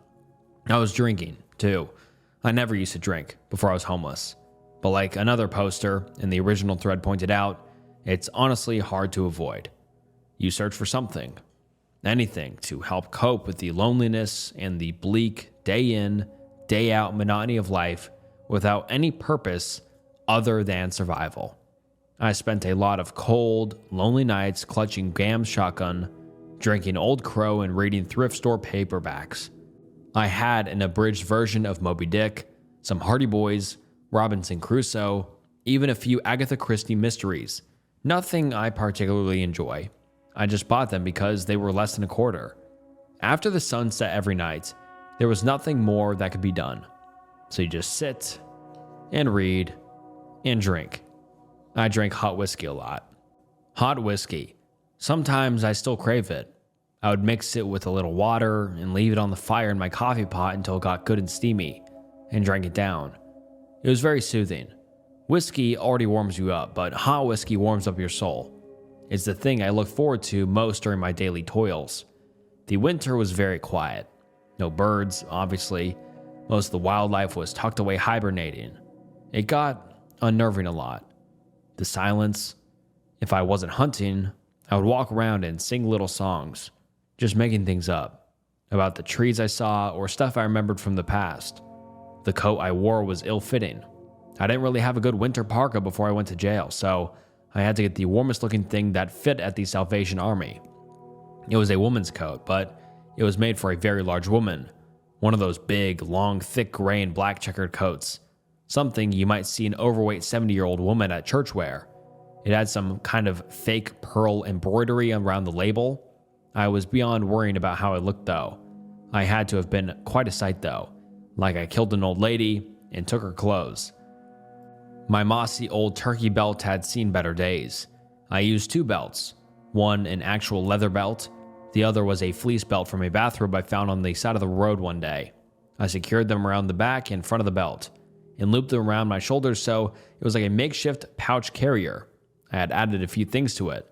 One was a pouch I found that looked like it was for one of those big plastic cameras from the 90s. And I had a couple Crown Royale bags I got out of the trash tied to it that I kept change.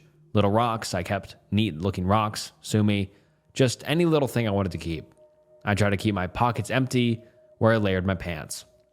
And I kept anything I thought could have been use. Lots of stuff ended up being useless. And I realize now I was basically hoarding forest trash.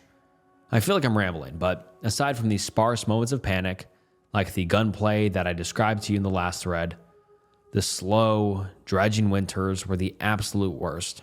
If I can communicate anything about the homeless backwoods experience, it's the isolation and desperation. People in town will shun you for the most part, and you go days, often weeks, without ever speaking to another human. I felt more like an animal of some kind than a man. Something wearing a man's skin, stalking the woods in an endless effort to consume and survive. I kept thinking, just gotta get that deer. Then I can start getting things together. Just gotta get to town, get some supplies. Then I can pick myself up. I lied to myself in this way.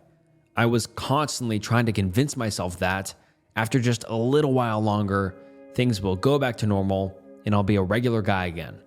If I wasn't doing this, then I was wrapped up in fantasies about thriving out here. I'll build a cabin, I said.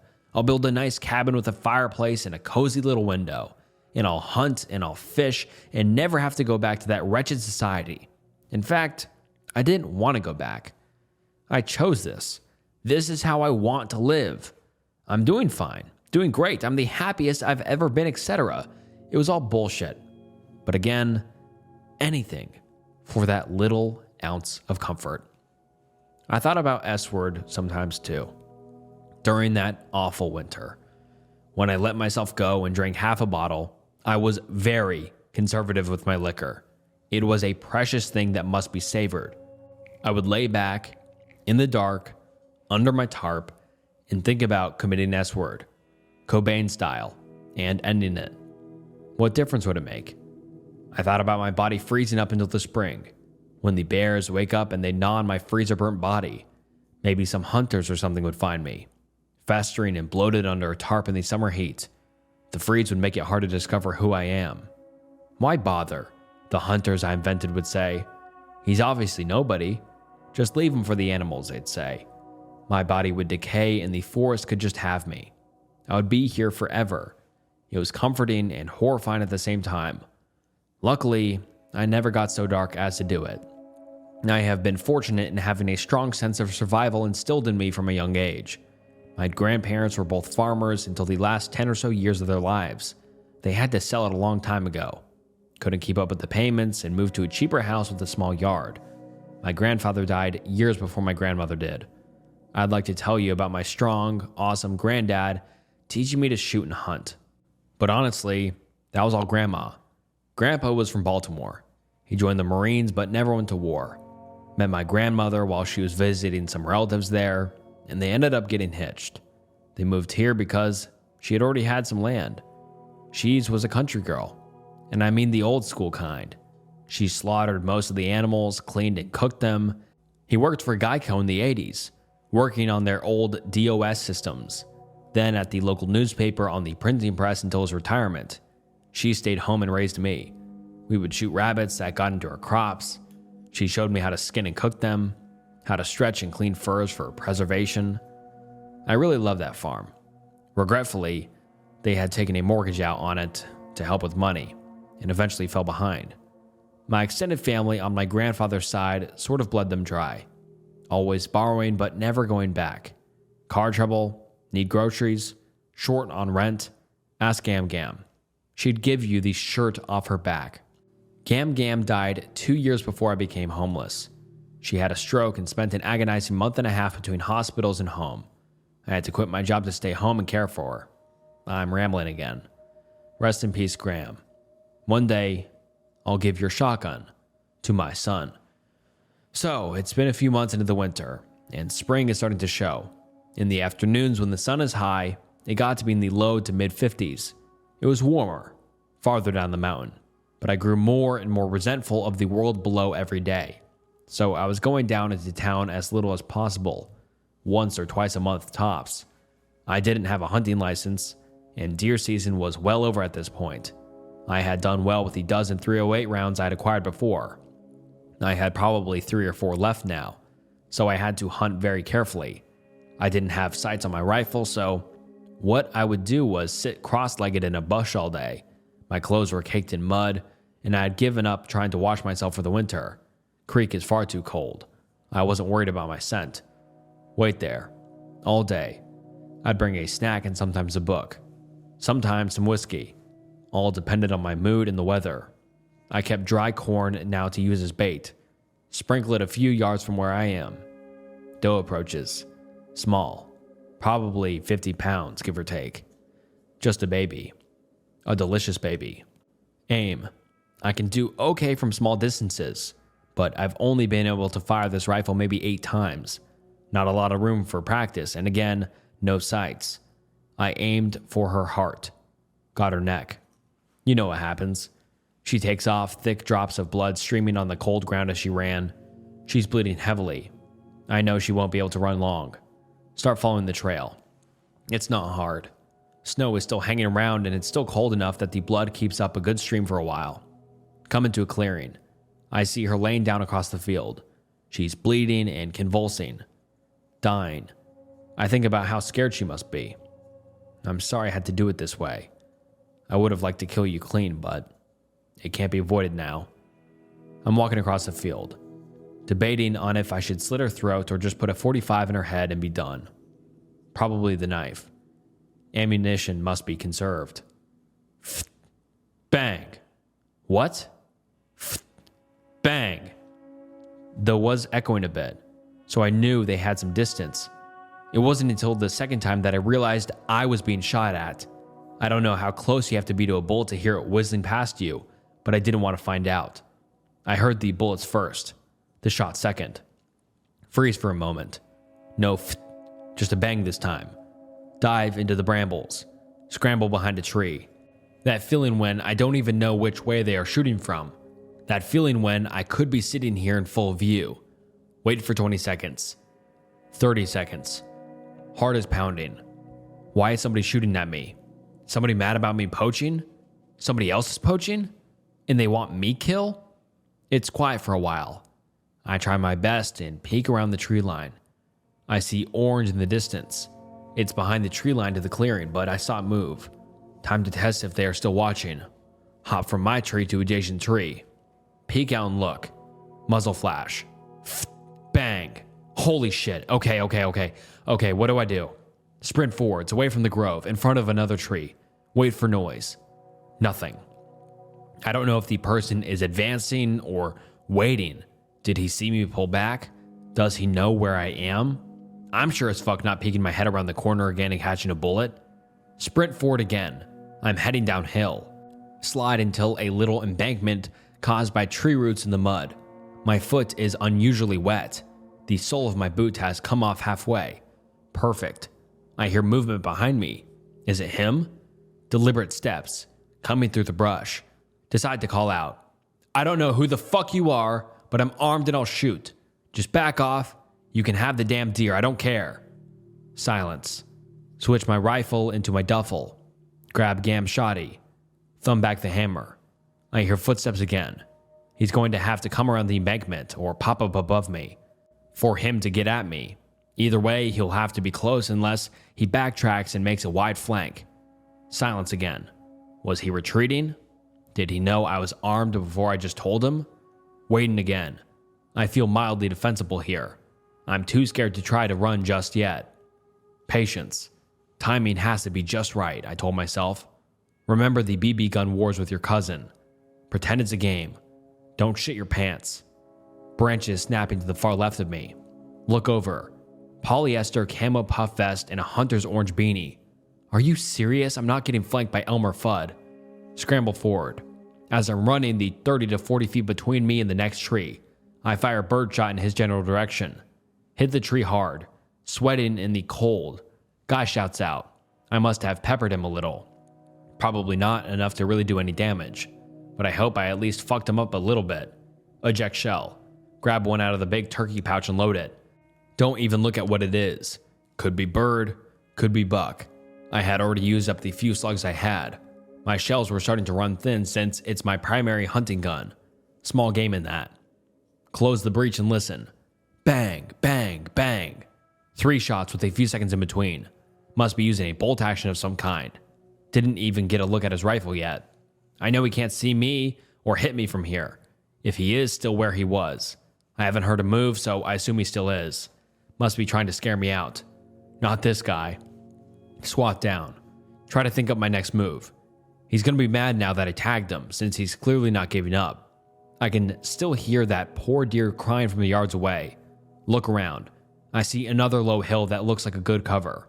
Across the incline, probably 7 to 80 yards. Steel myself. Say a silent prayer to forest gods and set off sprinting, making good distance. Trying to zigzag, but mostly just trying to get to cover as quickly as possible. He doesn't fire me while I'm moving, and I don't look back. Just get to that hill. The sole of my boot is flapping around beneath me. My 4 pairs of socks are soaked through, and I'm getting stabbed by sticks and rocks. Try to pretend I'm Bruce Willis in Die Hard. Reach the little hill, slide down the incline, and lay there prone. My whole body is soaked now. I'm very, very cold. The adrenaline is keeping me warm for now, but I know I have to get out of these wet clothes soon, or I could very well freeze to death. Wind is harsh. It's coming opposite me, up my back, crashing with the hill. I'm shivering despite my sweating brow. Crawl up a little, so I can get a peek out from the hill. Nothing. I waited on that hill for what seemed like hours, but was in reality maybe 20 to 30 minutes, until the cold got to me and I had to move. I made it back home very slowly. I stayed in the brush and avoided any open areas. Every little noise sent me ducking from an invisible assailant. By the time I got back, I was absolutely frigid. I stripped down and changed clothes. Though my coats and most of my good winter things were soaked, I just used heavy layers of long-sleeve cotton shirts, pajama pants, and my one other pair of jeans. The fire couldn't get hot enough for me. Never found out what was up with that guy. My guess is it was an impulse thing. I know. I was going to expand on that a little. Several more people will attempt to kill me in some fashion or another because I got into government housing. When you are very absolutely homeless, people take shots at you because they know they are likely to get away with it. I think this guy was just out illegally hunting, saw me, and thought, hey, I wonder what it's like. I don't know. I don't like to guess at people's motives, but I do know that when I would walk into town, lots of cars would swerve and try to hit me, or just not give me any room to walk on the road and send me jumping for the ditch. People treat you like shit, like something that doesn't matter.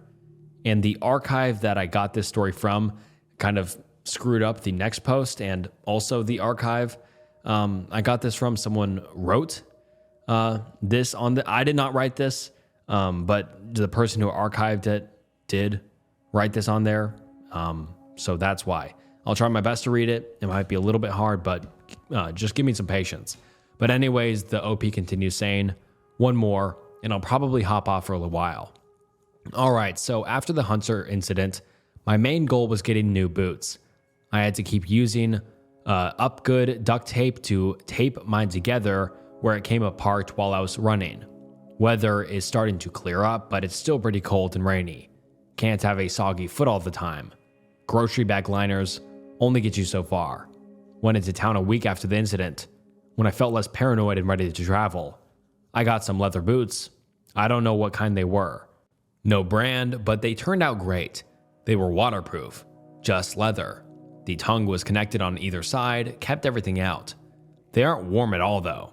Just unlined leather, with 3 or 4 pairs of socks, though they do perfectly. I still have these boots today, though I don't wear them very often. Paid $15 at Salvation Army, great buy. After this purchase, I had about $6 left, and wasn't likely to get any more until landscaping season came around. And then this is where they wrote it, so I'm going to try my best to read this. I remember I thought to pack some cigarettes. I hadn't smoked since that first night. It felt like splurging on a gourmet dinner or something. It's the first thing I bought that I didn't consider essential. Yes, at the time I considered my liquor essential. Sue me. I joked around one night outside at the convenience store. It was heaven. I coughed like I was smoking for the first time again. Awful habit, I know. Just got it on a whim though. What else could I do with $6 anyways? Bought a can of Coke and just sat in the front of the store's bathroom. and then went on to the outside, so I guess nobody noticed me going to the bathroom drinking a can of Coke. I didn't want to sit inside even though the store had a little diner style thing. 2 little booths and something else I can't read. They served fried chicken and burgers. That kind of thing always smelled so good. Good Lord, I missed good old American greasy fast food. I could smell it from the bathroom. I pretended I was sitting inside, eating like a regular person. I wasn't really sleeping much in those days. A few hours twice a night, my sense of time was really whacked out, and I was always unsure what day or month it was. That bathroom sure was nice though. It was clean, just a few sharpied scribbles on the wall around the toilet. There was a door with a lock that I was in control of for now. It was like a castle. I wanted to just stay there forever. I actually ended up taking a short nap there. I dozed off unintentionally while drinking my Coke. Luckily, nobody had tried to come in. I don't think I was out long. I dreamed I was inside my old apartment. When I woke up, I got an idea to do a very dumb thing. I wanted a night. One good night inside with heat and a light. That's what I need, I told myself. Just one night to recharge. If I get this one night, I'll have the strength to get my life together again. It was a grandiose delusion, but it honestly somehow made sense at the time. Do this thing, and it'll solve every one of your problems.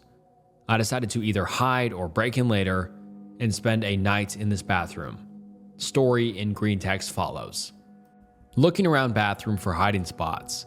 No cabinets, but the ceiling was those big office-y looking ones with the little holes that make it look like a cracker.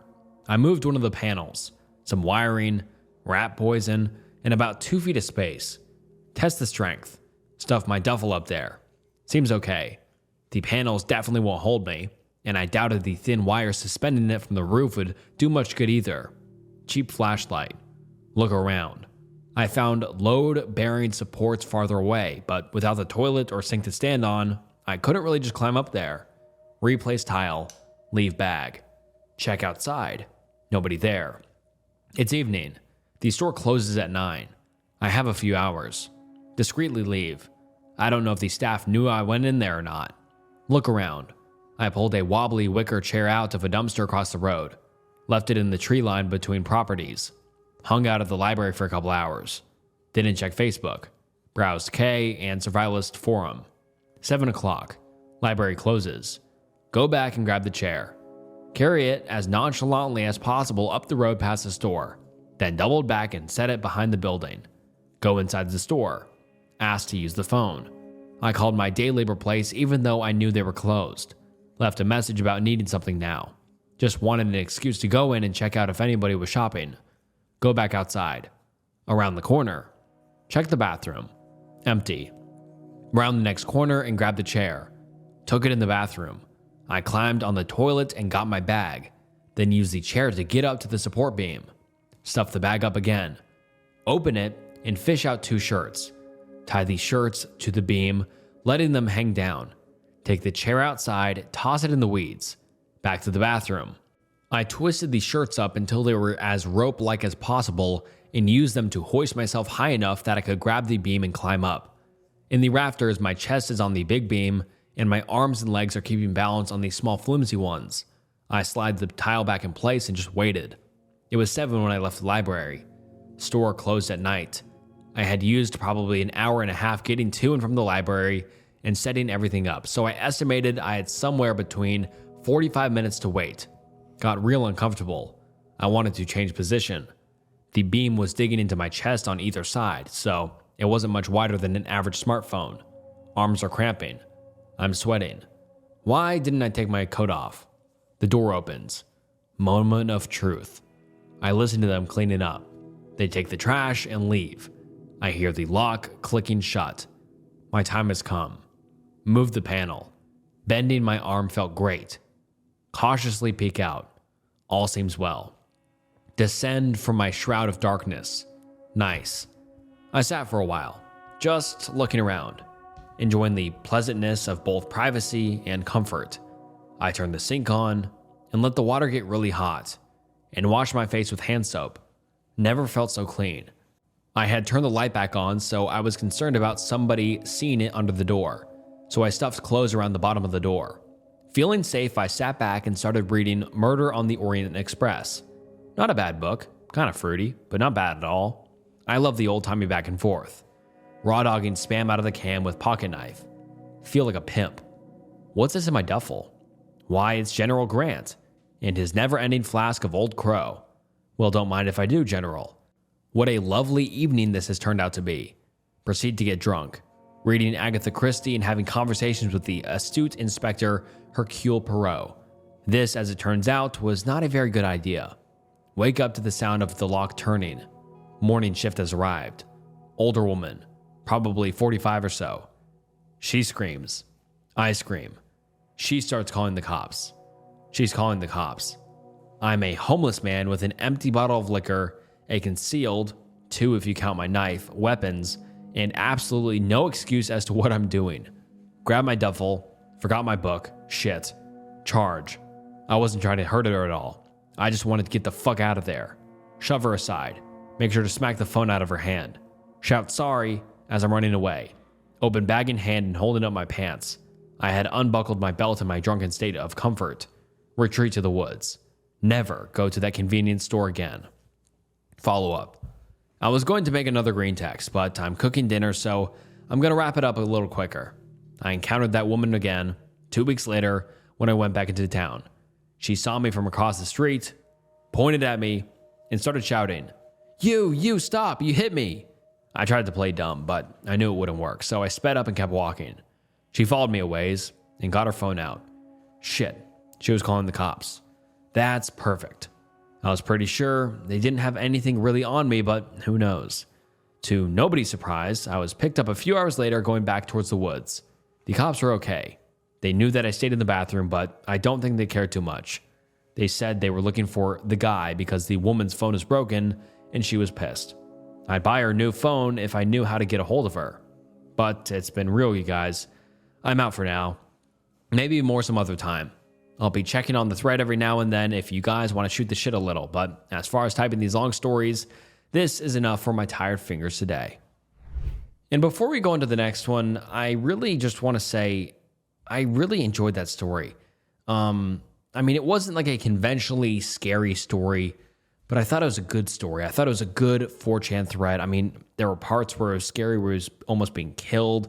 The meth heads and staying out in the woods. I feel like it was a very honest kind of story. I thought it was a great story, even though it might not be conventionally horrifying, so to say. I thought it was a kind of creepy in a way 4chan thread. Just kind of disturbing in a weird way.